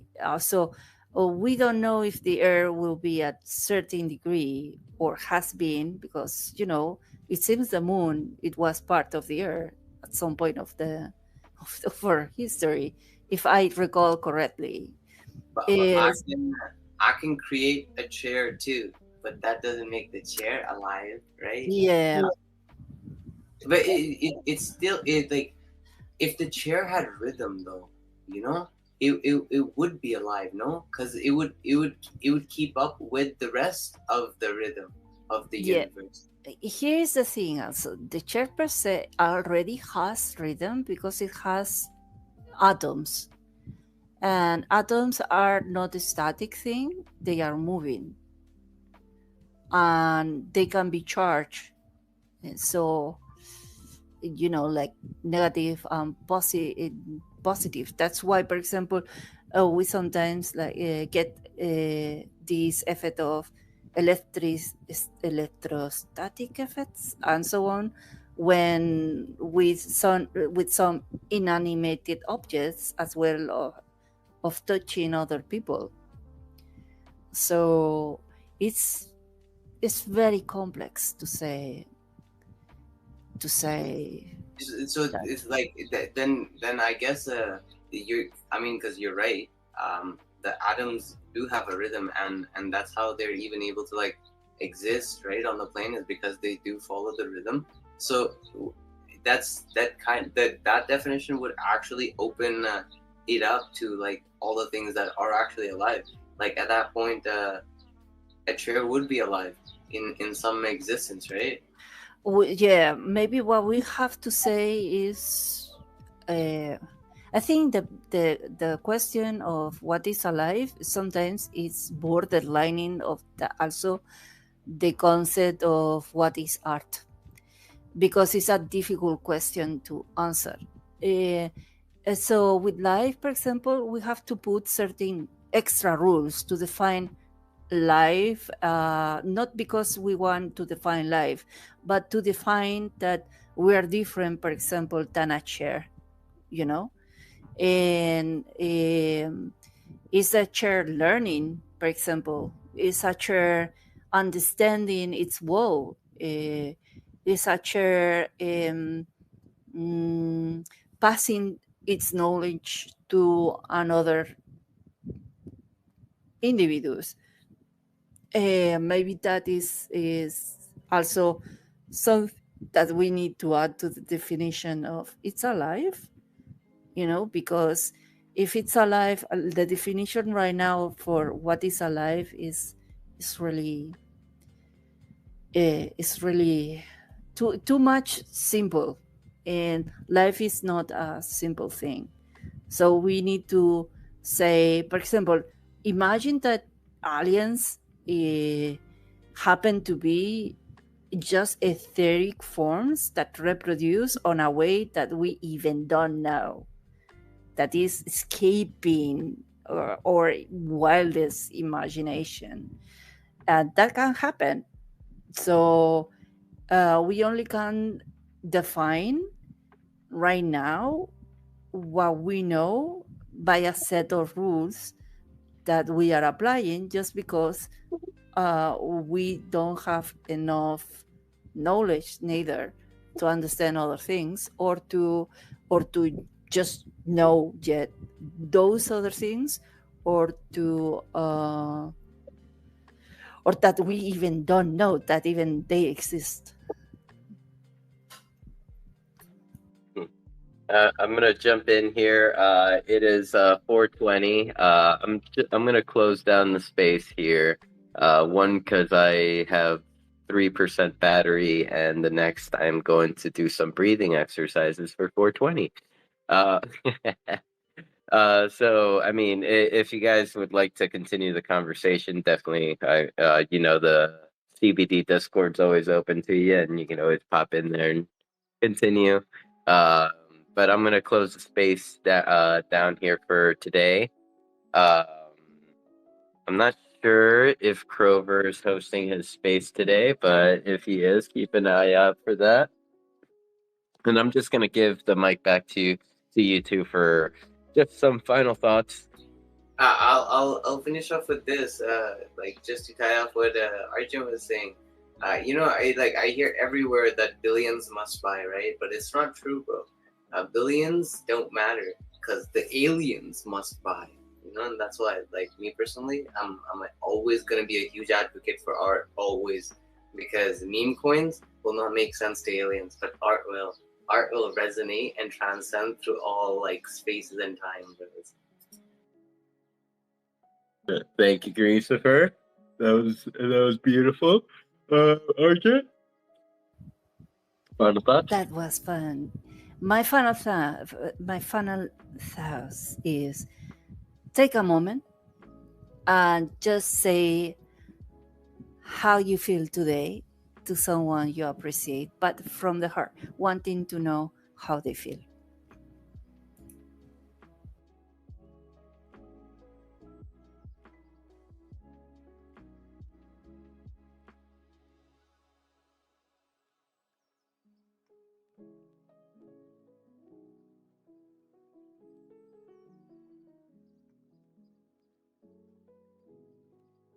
Sinful, what are your final thoughts? Oh, shit! Wow, I was talking and my mic wasn't even unmuted. Thank you everyone for hanging out today. I really appreciate your time. Um, and yeah, Oddjob and I will be hosting our Decentraland space on Farhouse this Wednesday at 6 p.m. Eastern, 6:30 p.m. Eastern, 3:30 p.m. Pacific. If you would like to join, just DM us and we'll get you on Farhouse. Um, and yeah, join us for Beyond the NFT this coming Monday, the 22nd. We will be hosting from Casa Rustan. Rustan was very excited to upgrade his build to SDK 7, and yeah, we're just gonna uh, host the event from there that evening, and there will be a set by Art Treyu after Beyond the NFT. Our guest this week is Diego Robot. He is an artist based out of El Paso, Texas. Very active dude. I met him on Warpcast, and yeah, seems like he's a genuine dude. Can't wait to learn more about him. And so yeah, tune in everyone. Take care, and I'll see you all next week at 12 p.m. Eastern, 9 a.m. Pacific for another space, a community building Decentraland space. Next week will be week 113, and maybe Canessa will be back. We'll see. We'll see. Take care, everyone, and have a great day. Bye. Take care. Ta-ta.